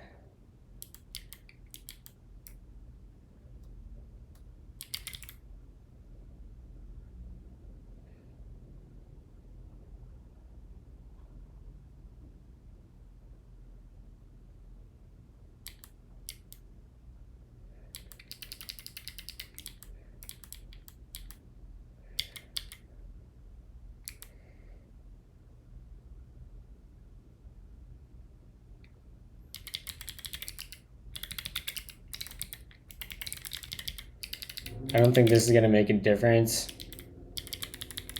but just in case it does, no.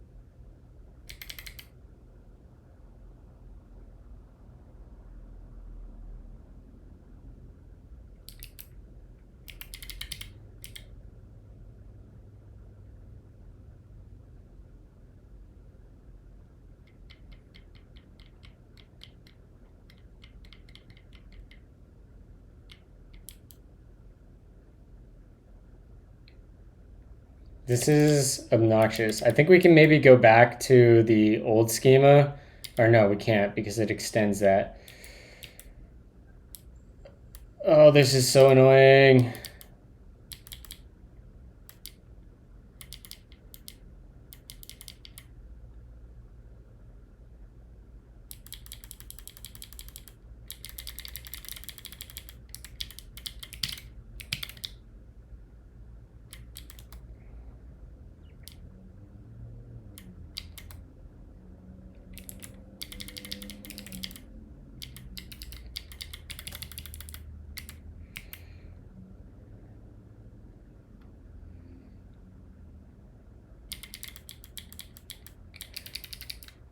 So what happens if schema.declare throws? Like if I just come in here and I throw boom, what happens? Got error, boom.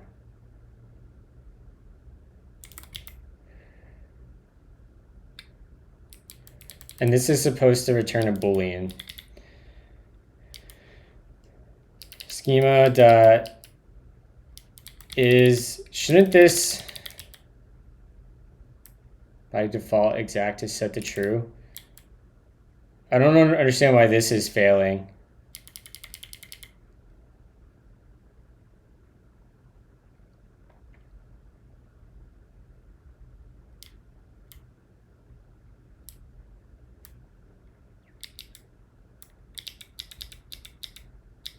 Oh, hold on. I actually do have an idea of what's going on here.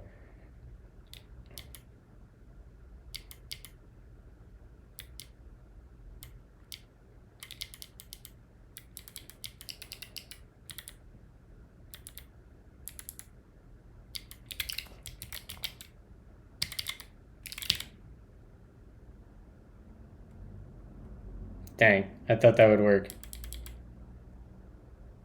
Oh, no. This just needs, hold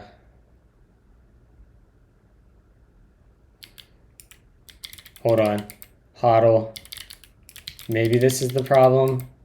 Uint 8 array, uint 8 array. Then we do this, and we do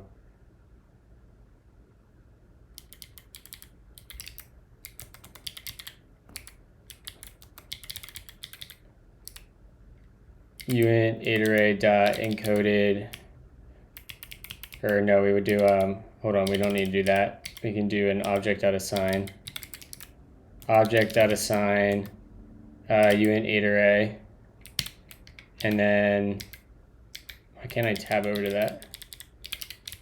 Encoded byte length, we'll just say 0.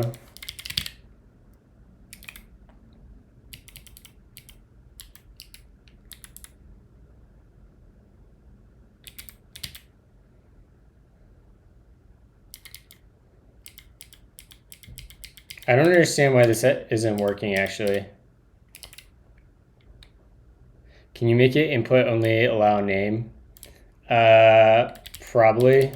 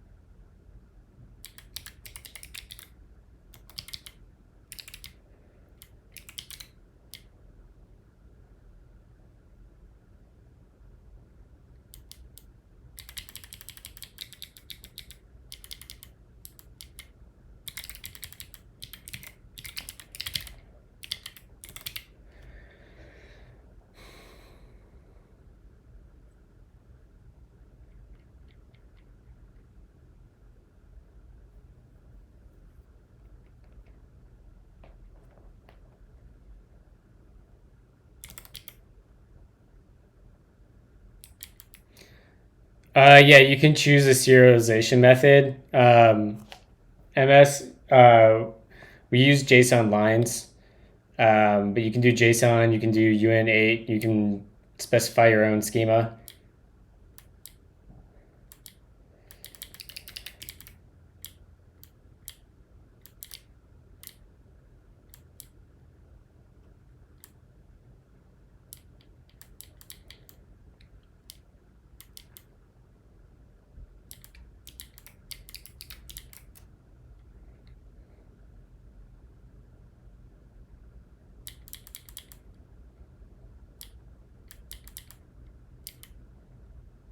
Encoded byte length and name and type of name dot encoded byte length.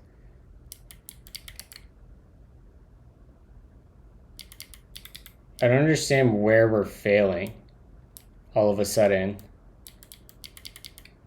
Like if I just do name here, does this suddenly pass?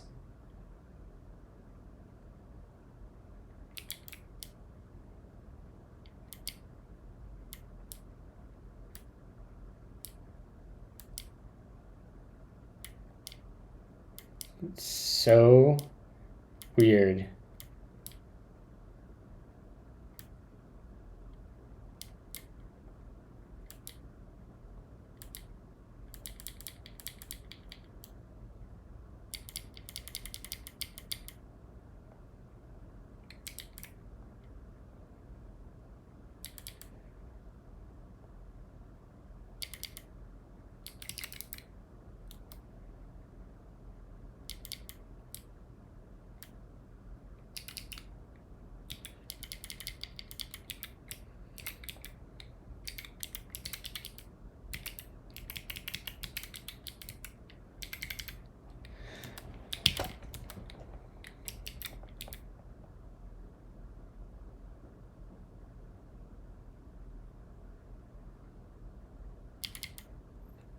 How do I do this? Name with encoded bytes.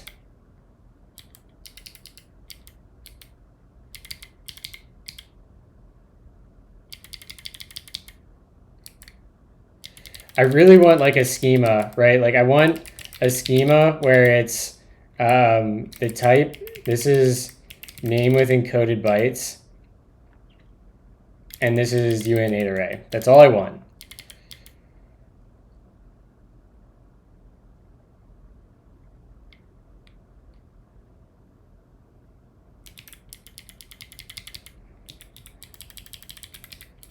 This just needs to be unknown.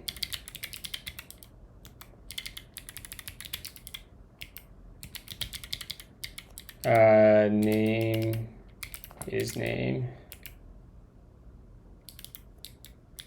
Name and const is name equals schema dot is name.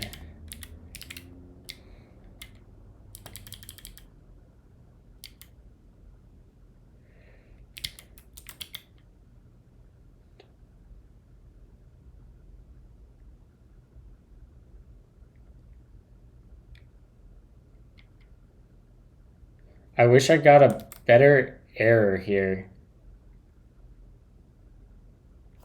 Like, I don't understand.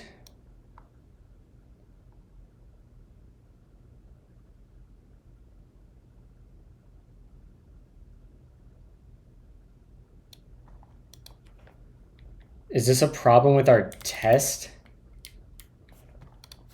Like, if we use, like, if I come down here and we do,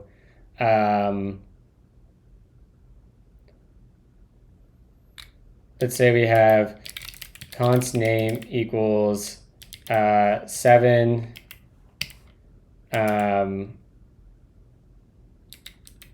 ex. I forget what this is. I should have this in our test. Let's go look here. The problem might be our test. Yeah, it's actually very possible this is our test now that I'm looking at this. Encode name from UN8 array. and we need arbitrary valid name. If we do object.assign here, name and encoded, or what was it? Encoded byte length.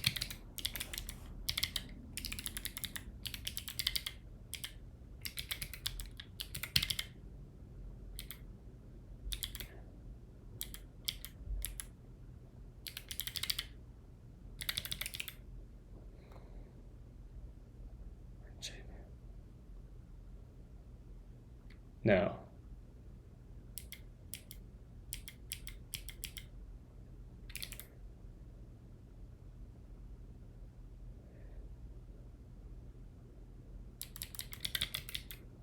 Isn't our name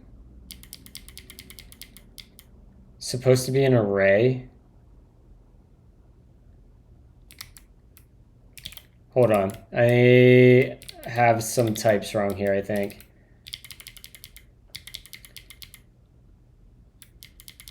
Name.type should just be, oh, it's a uint8 array.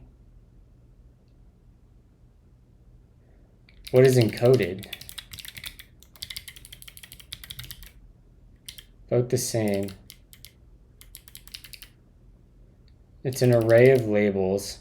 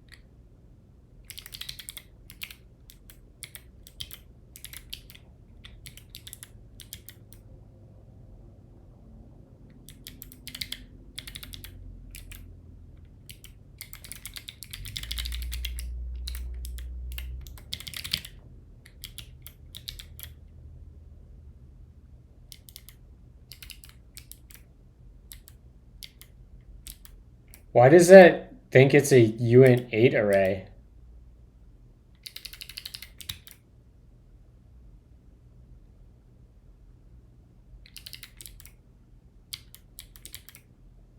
Hold on. I'm super fucking confused. A name should just be an array of uint8 arrays. Like, I'm pretty sure that that's what that is, right? Like, it should be just basically this type. And that, like, still works.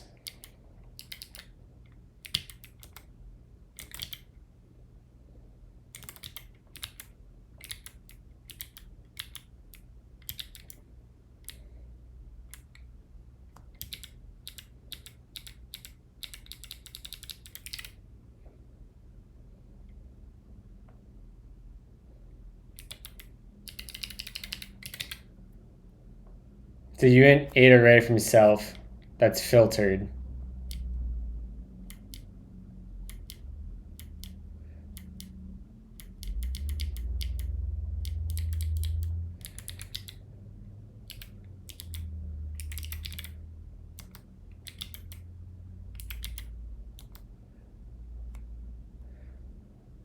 It would be the yeah, it would be uint8 array. It would basically be that.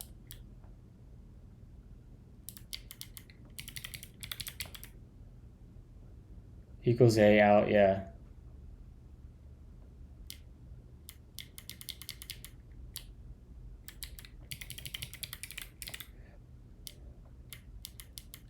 I mean, we can do, it's fine.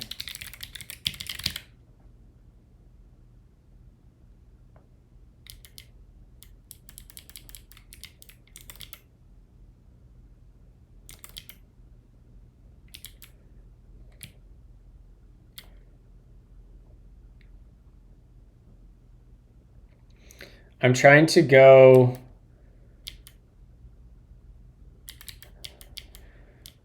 Yeah, okay. So I'm trying to go from. What I'm really trying to do is go from a uint 8 array to this type right here, which is like array of uint 8 array. We'll say this is read only, and encoded byte length is number. That's the schema I'm trying to make. Is this guy right here.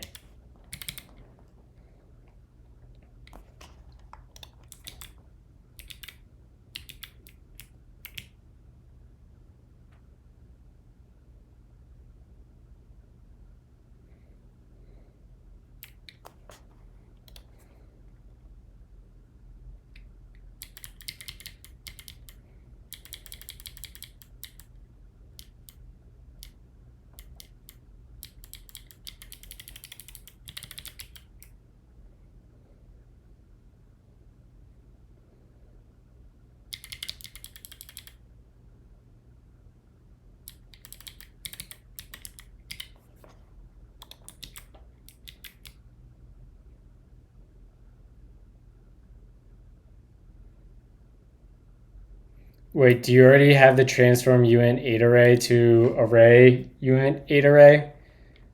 Yeah, that is right here. Right? That's this guy. Right? Yeah.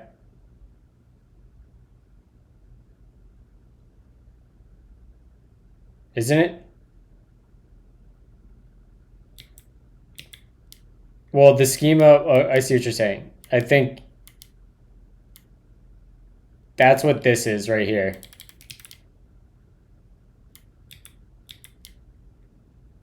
Like in here, if I just make this name, that works. That fixes everything by just switching that to name, even though I'm passing out the name with encoded bytes on it. I just replace. We're basically just trying to attach a single property to an array. I don't know what I'm doing wrong. Okay.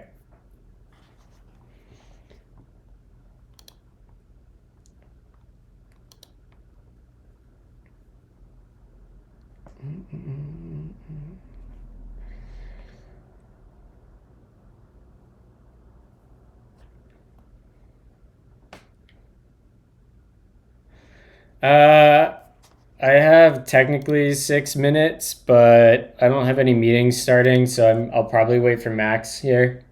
So like maybe another 10, 15.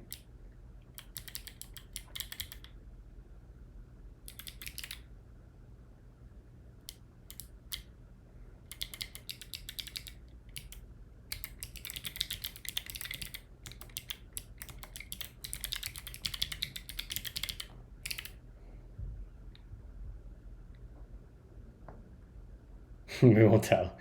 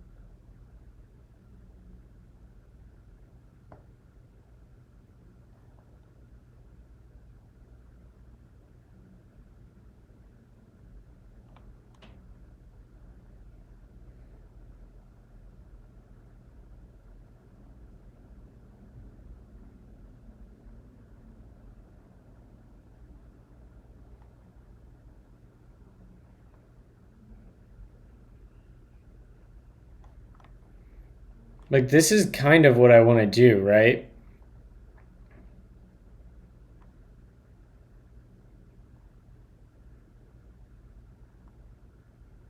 Not really, actually.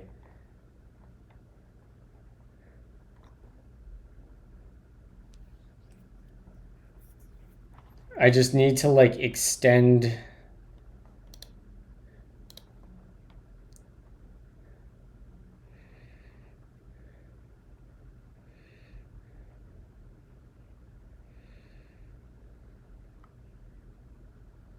Can we do like a double extension? Class schemas transform a struct schema into a declaration schema that represents a class type. Yeah, that makes sense.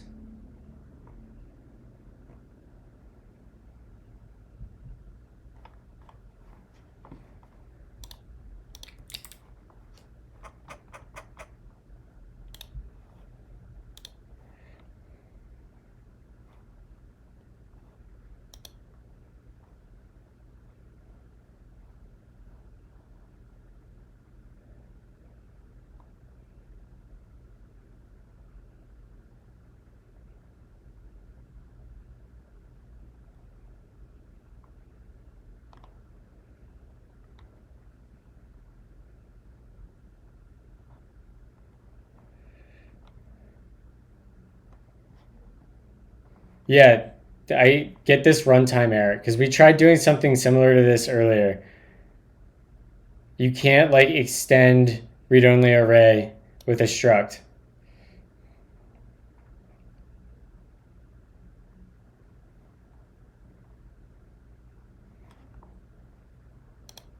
Because earlier, the way we were doing this earlier, Maxwell, is we were doing something like get rid of that.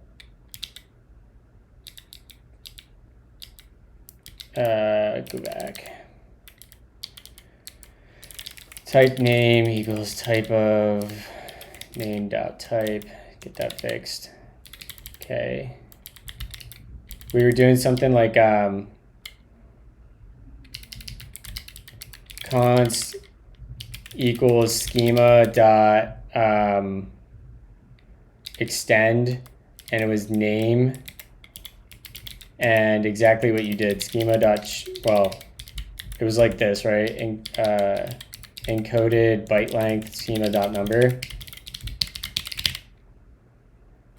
and yeah, unsupported schema overlapping types.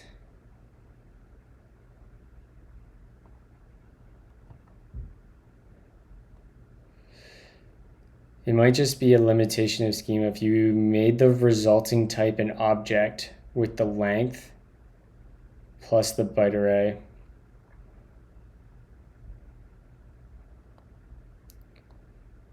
You might only be able to extend certain types.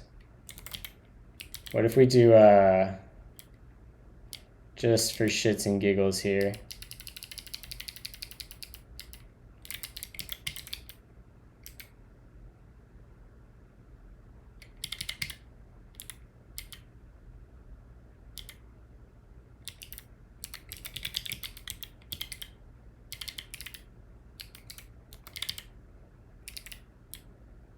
No.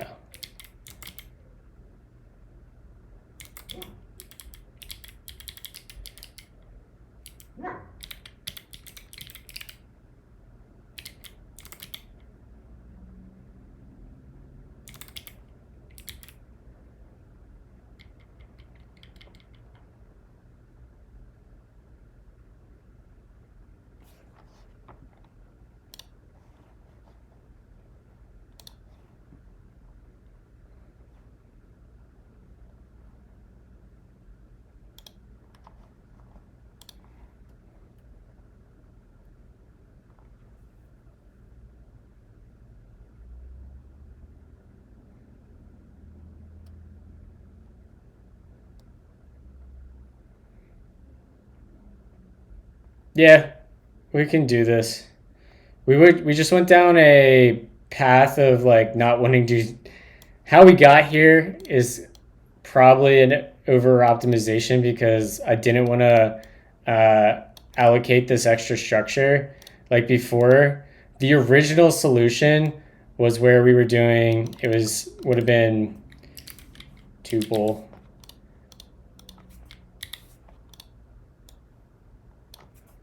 where it would be name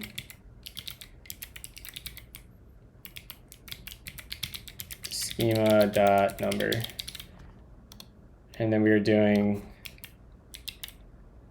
encoded to decoded, encoded 0.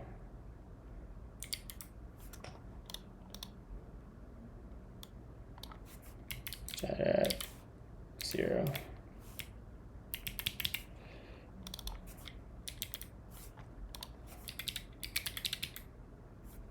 Something like that.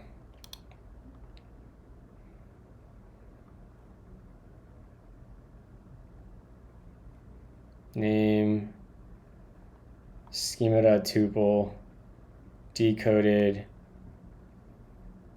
This should just be a name.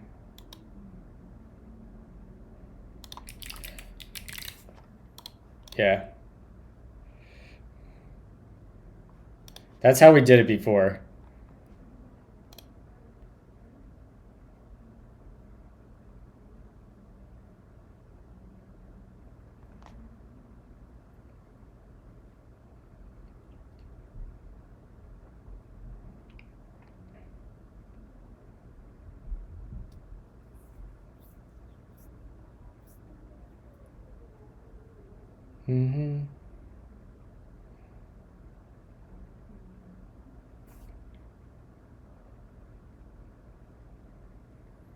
Yeah, we'll figure this out tomorrow. I'm gonna jump to.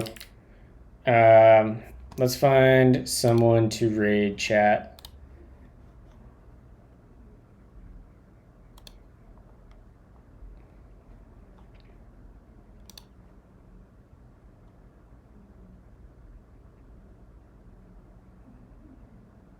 Oh, Camel, Astro. Oh, our good friend Max is streaming. We'll raid our good friend Max.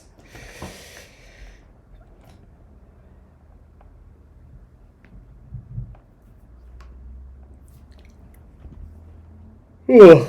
See you, chat. We'll be back. Actually, I won't be back tomorrow. I have an appointment, so we'll be back on Monday.